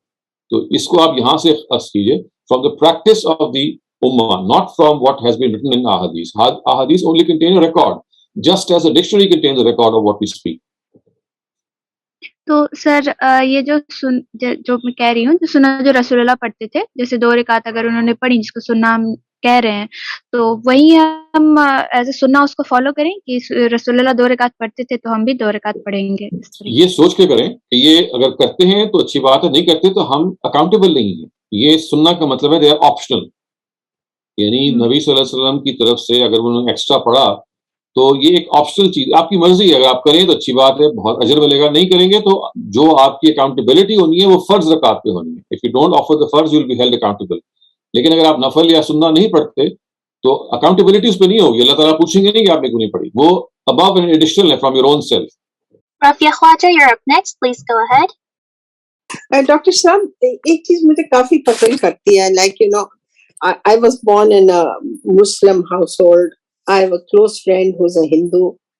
I have another friend who's Jewish. تو مجھے کئی دفعہ یہ ہوتا ہے کہ اب my Hindu friend of course وہ پوجا کرتی ہے, that's the way she's been brought up, but she looks after her mother who's a widow, and the other, each one has been brought up in the religious practices that they were born in. تو جب میں کئی دفعہ لوگوں سے سنتی ہوں کہ جی صرف مسلمان ہی جنت میں جائیں گے, تو مجھے یہ خیال آتا ہے کہ بھئی آپ مدر ٹریزا کو دیکھیں, آف کورس ستار عیدی کو دیکھیں, اور پھر مجھے قرآن کی یہ آیت سورہ نمبر 2 میں 62 اگر آپ پڑھیں تو اس سے تو یہی پتہ لگتا ہے کہ God is going to judge you according to your circumstances, your environment, your knowledge and your practices and your morality. تو why do people, I've heard it from quite a few Muslims کہ جی آپ مرے, you pray that you die as a Muslim. Could you just kindly clarify this for me, because it has puzzled me for a long time. دیکھیں میں آپ کو یہ advise کروں گا, کیونکہ میرا خیال ہے اس کوشچن آپ کئی دفعہ پہلے بھی پوچھ چکی ہیں, اگر مجھے صحیح یاد ہو. آپ اپنی جو انفارمیشن کی بنیاد ہے وہ مسلمانوں سے نہ لیں, آپ قرآن سے لیں. واٹ پیپل تھنک, بہت ساری باتیں پیپل کرتے ہیں, وہ یہ بھی کہیں گے کہ جو صوفی مزاج لوگ ہیں وہ ایک اور تعبیر کریں گے قرآن کی, جو سلفی مزاج ہیں وہ اور کریں گے, اور مطلب ہر انسان کی نا ایک انٹرپریٹیشن کی کا طریقہ ہوتا ہے, اور وجوہات بے تحاشا ہوتی ہیں, انالیسس بعض مشکل ہوتا ہے. The question is کہ آپ کیا سمجھتی ہیں. اگر آپ سورہ بقرہ کی آیت نمبر 62 سے جو سمجھتی ہیں وہ آپ اس سے مطمئن ہیں, تو that should be sufficient. It should not be a cause of concern کہ باقی لوگ اس سے مختلف کیوں سمجھ رہے ہیں. اس لیے کہ دیکھیں اللہ تعالیٰ نے دنیا کو جس طرح بنایا ہے اس میں کوئی پابندی نہیں لگائی کہ آپ نے لازماً فلاں آیت کو ایسے ہی سمجھ رہے ہیں. ہر آدمی کو آزادی دی ہے, تو آزادی جب دیں گے تو جتنی منہ اتنی باتیں لازماً ہوگی. تو خدا کی اسکیم ہی یہی ہے, اس کو سمجھیے کہ خدا کی اسکیم یہ ہے کہ لوگ جو ہیں وہ تو اپنے لحاظ سے سمجھیں گے اور بات کریں گے. یہ اسی لیے لوگوں سے آپ دین نہیں سمجھیں, یا اولین ماخذ دو لوگوں کو نہ بنائیں. اولین ماخذ قرآن مجید ہے ان چیزوں کا. آپ قرآن سے کیا سمجھیے, اور اگر لوگ اس سے مختلف سمجھتے ہیں تو سمجھتے رہیں. جو آپ کی سمجھ ہے خدا نے آپ کا حساب اس کے مطابق لینا ہے. اس وجہ سے I would again say کہ the book of God is the judge, and don't be concerned what other people have interpreted from the book of God, because not in just this one case, in every verse, in every situation, in every issue, بے تحاشا opinions ہیں. لوگ جو ہیں آپ ان کو جج کرنا شروع کریں گے تو you will not be able to count them. تو آئی تھنک اپنی جو انڈرسٹینڈنگ اور اسٹڈی کا طریقہ ہے اس میں یہ تبدیلی ہمیں پیدا کرنی چاہیے کہ ہماری انڈرسٹینڈنگ قرآن کی کیا ہے بس, اور اس کے بارے میں ہم نے اکاؤنٹیبل ہونا ہے. واٹ پیپل سے what people think that there have a number of reasons, اور ضروری نہیں ہوتے کہ سارے ریزنس ہمارے سامنے ہوں, کہ بہت ساری وجوہات ہوتی ہیں. بعض دفعہ انسان سوچتا نہیں ہے, بعض دفعہ تقلید کر رہا ہوتا ہے, بعض دفعہ کوئی حدیث رستے میں آ جاتی ہے, بعض دفعہ فقہی کوئی قضیہ رستے میں آ جاتا ہے. یہ بے تحاشا چیزیں ہوتی ہیں, لیکن اصل چیز یہی ہے کہ آپ کو قرآن سے سمجھنا ہے, اور آپ نے کسی کو وہ کنوے کرنی ہے بات جو آپ نے انڈرسٹینڈ کی ہے, تو pick and choose the audience. ہمیشہ جو لوگ آپ کی بات کو سمجھ سکتے ہیں, جو آپ کی بات کے آرگیومنٹ کو اپریشیٹ کر سکتے ہیں, ان سے اپنی بات کیجیے. ہر آدمی اس جگہ پہ نہیں ہوتا کہ اسے آپ آرگیو کریں یا اسے آپ ڈسکس کریں. تو بہت ساری چیزیں ہوتی ہیں, بس میں ڈسکشن بس موسم کے حال تک رہنا چاہیے. سیریس ڈسکشن ہر ایک سے نہیں کی جاتی. Sadia Raveen, you're up next. Please go ahead. جی شکریہ سر. آپ نے ہمارے پاکستان میں جو میں جب تک رہی ہوں یہی سنا کہ خواتین مسجد نہیں جا سکتی ہیں اور قبرستان نہیں جا سکتی. کیا خواتین قبرستان نہیں جا سکتی؟ بالکل جا سکتی ہیں, مسجد بھی جا سکتی ہیں, قبرستان بھی جا سکتی ہیں. غلط فہمی پیدا ہونے کی وجہ نبی صلی اللہ علیہ وسلم کی ایک حدیث ہے جس میں انہوں نے ایک موقع پہ عرب میں روک دیا تھا, کیونکہ وہاں پہ اس زمانے میں لوگ قبرستان خواتین جاتی تھیں, اور چونکہ عربوں کا طریقہ یہ تھا کہ وہ بین کرتی تھی خواتین, اپنے اوپر مٹی ڈالتی تھیں اور کپڑے پھاڑتی تھیں. بالکل. لیکن جب خواتین کی تربیت ہو گئی تو آپ نے کہا کہ الان زوروہا, آپ جائیے اور آپ قبرستان میں وہاں پہ, اور وجہ بتائی کہ فإن فیہا تذکرۃ الموت, اس لیے کہ وہاں آپ کو اپنی موت یاد دہانی ہوگی. بالکل. اچھا میرا کوشچن ہے آپ کے اس ٹاپک سے آج کے, ہماری کیا لمیٹیشنز ہونی چاہیے کسی کی ہیلپ کرنے میں. اس کو میں ایکسپلین اس طرح کرتا ہوں کہ آپ دیکھتے ہیں کہ I'm going through this kind of a situation these days کہ میں اور کچھ میرے دوست ہیں, ہم کسی کی ہیلپ کر رہے ہیں. ابھی ہماری کچھ obviously ہماری اپنی کچھ لائبلٹیز ہیں, کچھ رسپانسبلٹیز ہیں, فائنینشلی بھی ہیں, ٹائم کی طرف سے بھی ہیں. اور وہ جو صاحب ہیں جن کی ہم ہیلپ کر رہے ہیں, اگر وہ کسی طرح سے, اگر ہم ان کے لیے ان کو ایک سجیشن دے رہے ہیں کہ وہ یہ کام کر لیں, لیکن وہ فار سم ریزن اور دی ادر وہ مطلب کہ آپ سٹبن کہہ لیں یا وہ ہماری بات سے ایگری نہیں کرتے, لیکن ایٹ دا سیم ٹائم ہمارے سوا مطلب اپیرنٹلی اس دنیا کے مطابق میں بات کر رہا ہوں کہ ان کا کوئی اور ہیلپ کرنے والا ہے نہیں, کوئی فارورڈ والنٹیئر نہیں کر رہا. تو اگر یہ کبھی اس لائف میں آ کے یہ ہمارے لیے ڈیفیکلٹ ہو جاتا ہے, لیکن ایٹ دا سیم ٹائم ان کو ہم دیکھتے ہیں, ہم ان کو نہیں کوئٹ نہیں کر سکتے, کیونکہ وہ مطلب ورنہ وہ بالکل جو ہے نا وہ سمجھ لیں کہ وہ بالکل ان کا اور کوئی نہیں ہے, ان کی ایج ایسی ہے, ان کی ہیلتھ ایسی ہے. ایگزامپل میں آپ کو دے دیتا ہوں کہ فرض کریں کہ ہم ان کو کہہ رہے ہیں کہ آپ بہتر ہے کہ آپ واپس بیک ہوم چلے جائیں, وہاں آپ کے لیے زیادہ بہتر ہوگا, لیکن وہ اسٹبن ہے, وہ نہیں جانا چاہ رہے. تو ہم لوگ ذرا اس چیز میں پھنسے ہوئے ہیں کہ وہ ہماری بات نہیں مان رہے, ان کو چھوڑا بھی نہیں جا سکتا. تو ایز اے مطلب کہ تھوڑا سا گلٹ بھی فیل ہوتا ہے کہ اگر کبھی ان کو ہم اگنور کر دیں, یا وہ کبھی فار ایگزامپل اگر ہمیں کال کریں, یا وہ یہاں تک کہ لائک ان کے رینٹ کا ٹیک کیئر کرنا, ان کے کھانے کا, ان کی دوائیوں کا, I mean we are kind of doing it, لیکن we are kind of, میں کم از کم کنفیوز ہوں کہ what are our limitations. Thank you. دیکھیں وہ بزرگ اگر آپ کے والد ہیں, چچا ہیں, کوئی قریبی بزرگ ہیں, تو اس میں ان کے کمفرٹ کا خیال رکھنا بہت ضروری ہے. آپ کا کام ہے سجیشن دینا. ہو سکتا ہے وہ سجیشن آپ کے لیے کنوینئنٹ ہو اور آپ سمجھیں کہ اس کے نتیجے میں یہاں بہتری آ جائے گی, لیکن وہ جو فرد ہے جس کو آپ جس کی مدد کر رہے ہیں, اس کی ہیلپ کر رہے ہیں, فیصلہ اس کے اوپر چھوڑ دیں. کیونکہ دیکھیے اس کا اپنا کمفرٹ ہے, ہر آدمی کی ایک پرائیویسی ہوتی ہے, ہر آدمی کی کمفرٹ زون ہوتی ہے. بہت ساری باتیں وہ ایکسپلین نہیں کر پاتا, بہت ساری باتیں آپ کو عجیب لگ سکتی ہیں اور اس کو بالکل ٹھیک لگ سکتی ہیں. تو ہیلپ کرنے کا اصول یہ نہیں ہے کہ اپنے پرنسپل پہ دوسرے کی ہیلپ کریں. ہیلپ کرنے کا اصول یہ ہے کہ دوسرے کی کمفرٹ کو سامنے رکھ کے ہیلپ کریں. تو اگر دوسرے کا کمفرٹ یہی ہے کہ وہ کسی چیز پر ایکس وائی زی جو بھی ہے اس پہ وہ چاہتا ہے کہ اسی پہ عمل کرے یا وہی راستہ اختیار کرے, تو آپ کو بھی یہ دیکھ لینا چاہیے کہ بھائی دیکھیے یہ اس وقت ہم ان کو سہولت پہنچانا چاہ رہے ہیں. بے شک کہ وہ آپ کو اس سے اختلاف ہو کہ بھائی اس سے ان کا اپنا نقصان ہو رہا ہے, لیکن یہ آپ کی رائے ہے. ان کی اپنے بارے میں رائے کیا ہے, اصل چیز وہ ہے جو میٹر کرتی ہے. اگر ان کی رائے یہ ہے کہ نہیں مجھے فلاں کام کرنا ہے, تو آپ بس جو بھی کر سکتے ہیں, جو تعاون کر سکتے ہیں, جو بھلائی کر سکتے ہیں, وہ ضرور کریں. تو اصول یہی ہے کہ اپنی شرائط پہ تعاون نہیں کرنا, یا اپنے کمفرٹ کو سامنے رکھ کے یا اپنی رائے کو سامنے رکھ کے, دوسرے کے کمفرٹ, دوسرے کی رائے, دوسرے کا اوپینین کو سامنے رکھ کے کریں. کیونکہ جس کو آپ ہیلپ کر رہے ہیں اصل میں تو اس کو ضرورت ہے نا کہ نفسیاتی طور پہ اور ایموشنلی آپ اور فزیکلی بھی اور مینٹلی بھی آپ سکون پہنچائیں. تو اگر آپ نے ہیلپ کر دی اور سکون نہیں پہنچایا تو آپ کا کام مطلب ہوگا نہیں پورا.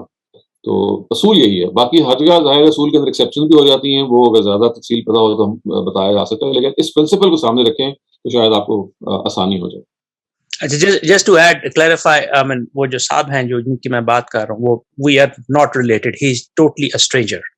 So because we met him somewhere, کسی ریسٹورینٹ میں, اور وہاں سے we started taking care of him because he was right on the road. So ہمارے اوپر as such. دیکھیں اس میں میں وہی کہوں گا نا کہ پرنسپل ہے دوسرے کا کمفرٹ.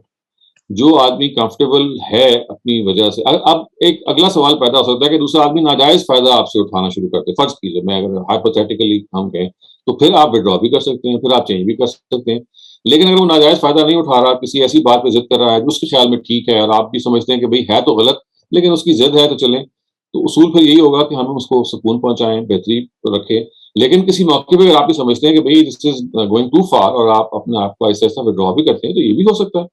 تو دیکھیے یہ سچویشن جو ہوتی ہیں اس میں کوئی ہر جگہ 2+2=4 نہیں ہوتا. اس میں سبجیکٹیوٹی کئی جگہ پہ آ جاتی ہے. تو کئی جگہ پہ آپ فیصلہ حق میں کر دیتے ہیں, کئی دفعہ آپ وڈرا بھی کر لیتے ہیں. تو یہ ساری آپشن جو ہیں آپ کے سامنے ہونی چاہیے. بس جو بھی کریں, آپ کا اگر ضمیر مطمئن ہے کہ آپ نے کوئی ایسی بات نہیں کی جس سے دوسرے آدمی کو بہت زیادہ نقصان پہنچ جائے گا, تو وہ ضمیر آپ کو گائیڈ کرے گا.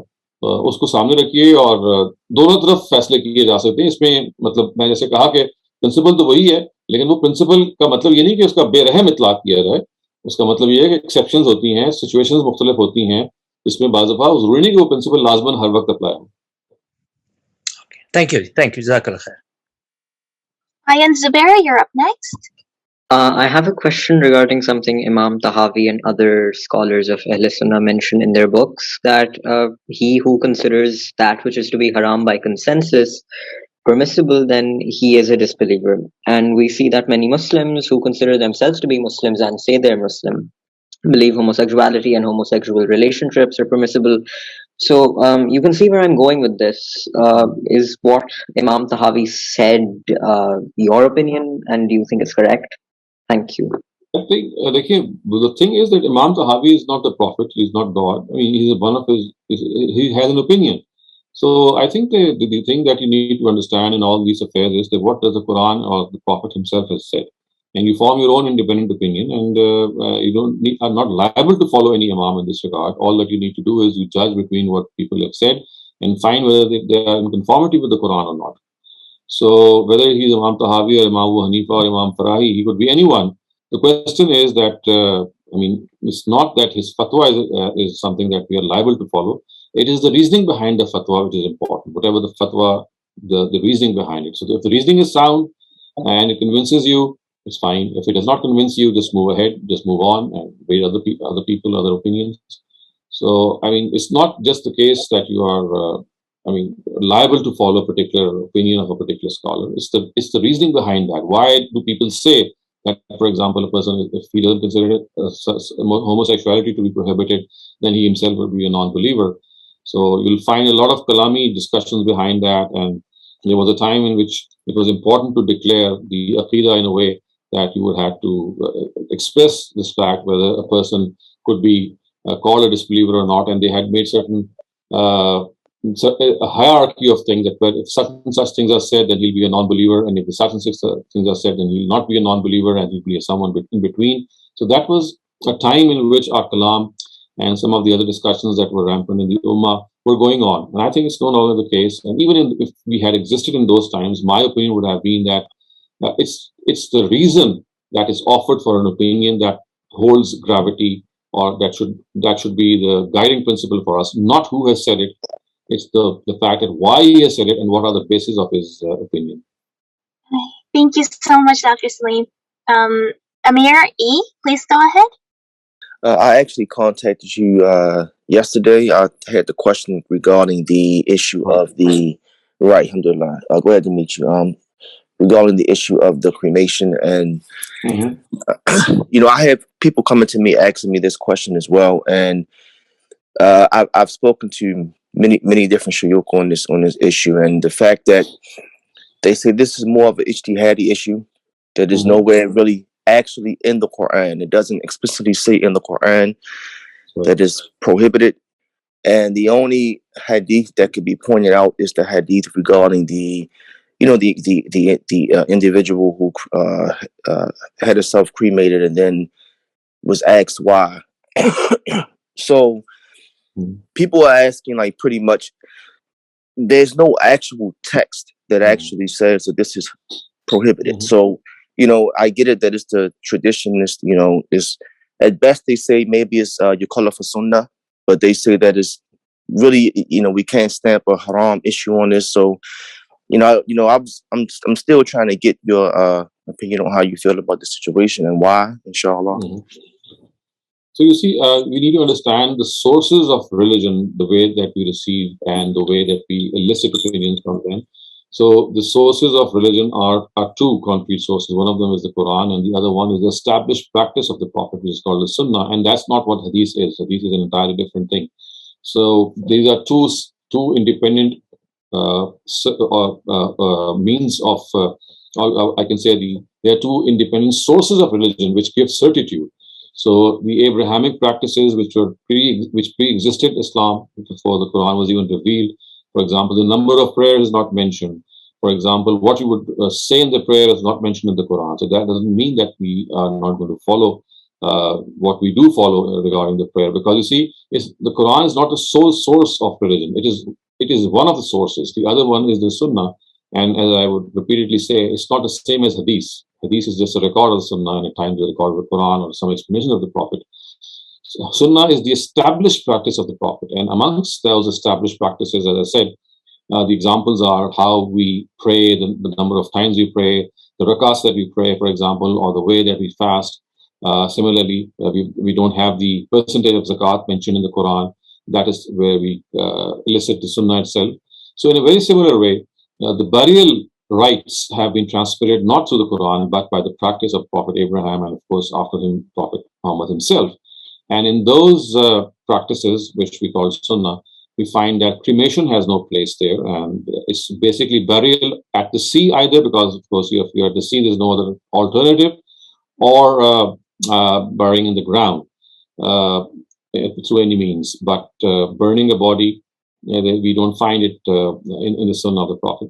Of course, there could be an exception, an exception in which it could be an exception, but I would say there's hardly an exception to this because of the fact that this is something which does not relate to normal circumstances. For example, in the times of COVID or Corona, it was advised that some of the corpses should be burnt, because if you bury them, the infection they carry might penetrate into the earth and become more contagious for the rest. So that could be an exception for which you need to burn a body because it has certain germs which would be transmitted even after death. But other than those exceptions, the general principle which has been followed by Prophet Abraham and later on by all prophets of God subsequent to him, that is that the burial has to take place through proper consigning the body to clay or to the earth. And as I said, this will only become significant to you once you understand the fact that the Quran is not the sole source of religion. Quran and established Sunnah, which I would again say is not the same as Hadith. Established Sunnah, which means the perpetual practice of Prophet Abraham, which the Prophet himself revived and then transmitted. So this is how I understand, and I could be wrong, of course. So the first question asks, खुदा या अल्लाह को कैसे महसूस किया जाए और ये कैसे सोचा जाए कि आप जो चाहते हैं वो मिल जाए? महसूस करने के तो बहुत सारे तरीके हैं, लेकिन ये सोचा जाए कि जो मैं चाहता हूँ वो मिल जाए, ये ज़रूरी नहीं है. वो तो दुआ हम करते हैं अल्लाह ताला से. तो देखिए, खुदा को एक्सपीरियंस करने में तो ये एक ऐसी चीज़ है कि इंट्यूटिवली खुदा आपके अंदर मौजूद है. मतलब आपकी फितरत में एक तसव्वुर है कि मैं बना हुआ हूँ, मैं एक मखलूक हूँ और कोई मुझसे अलग कोई है ज़ात जो मुझसे मुझे बनाया, जिसने इस कायनात को बनाया है, जिसका मैं मोहताज हूँ. तो मेरे अंदर की जो एहतियाज है, मेरे अंदर की जो मोहताजी है, मेरे अंदर की जो कम मायगी है, वो मुझे इस तरफ धकेलती है कि I have been created by someone who is looking after me, जो मेरा ख्याल रख रहा है, जिसने इस कायनात को बनाया, जिसने रिश्तों को बनाया और मुझे ये बताया कि मैं अपनी ज़िंदगी का मसला हल नहीं कर सकता, मुझे गाइडेंस की ज़रूरत है, मुझे मेंटल गाइडेंस की भी ज़रूरत है, मुझे स्पिरिचुअल गाइडेंस की भी ज़रूरत है. मेरे अंदर बहुत सारी चीज़ें ऐसी हैं कि अगर मुझे वो गाइडेंस नहीं मिलेगी तो I will be just lost. You see this conception of the fact that I am a person in need, and that need is to be fulfilled by some exterior being, जिसने इस कायनात को बनाया, जिसने मुझे बनाया, जिसने इस पूरी कायनात की तख्लीक की. तो this is how we experience God. और इसके बाद फिर कुछ लेसर प्लेन के अंदर आके यू कैन सी कि भाई बाज़ दफ़ा आप चीज़ों की ख्वाहिश करते हैं, आप दुआ मांगते हैं, दुआ कबूल हो जाती है, आपको लगता है कि खुदा ने आपकी बात को सुन लिया. आप कब बाज़ दफ़ा किसी की मदद करते हैं, परेशानी में आके आपके पास उतना ही होता है कि जितना आप अपने लिए ज़रूरत को पूरा कर सकें, लेकिन आप अपनी ज़रूरत को उठा के दूसरे को दे देते हैं और अगले लम्हे आप महसूस करते हैं कि जैसे कोई miracle has happened and you had nothing, you had given away everything and someone has come and filled your pockets. तो इस तरह की जो चीज़ें हैं जो आपको महसूस होती हैं. फिर खुदा की नेमतों का जो एहसास है, मैं पहले भी बता चुका हूँ कि जो खुदा ने हमें जिस्म दिया, जो हमें इदराक की कुव्वत दी, अक्ल दी, फहम दिया, शऊर दिया, इस दुनिया में रिश्ते बनाए, वो सब इस चीज़ को हमें तरफ लेके जा रहे हैं कि भाई there is someone who is looking after our needs, and that someone is someone who would like us to succeed in life and follow life in a particular way. तो इस तरह से this is how we connect ourselves to that exterior being. हम महसूस कर सकते हैं. Thank you, Dr. Saleem. The next question asks, why is the original script of Bible in its original language not preserved by Tawatur? If Vedas is preserved just like the Qur'an was, why wasn't the same done for Bible? वो उसकी वजह ये है कि कुरान मजीद के बाद किसी नबी को नहीं आना था. बाकी जितने previous scriptures थे, अगर वो scripture disrupt हो जाता, ज़ाया भी हो जाता, तो there was a prophet always present to correct things. So because the series of prophets was going to continue after previous scriptures, so if any scripture would become contaminated, the next prophet would correct the understanding. तो इस वजह से preserve नहीं किया गया. लेकिन नबी सल्लल्लाहु अलैहि वसल्लम was the last prophet, तो अब किसी और prophet को नहीं आना था, तो अब scripture को preserve करना जरूरी था, because that scripture was now a substitute for the prophet. Previously the substitute was not required because the next prophet would be there, always there, to correct any misunderstanding.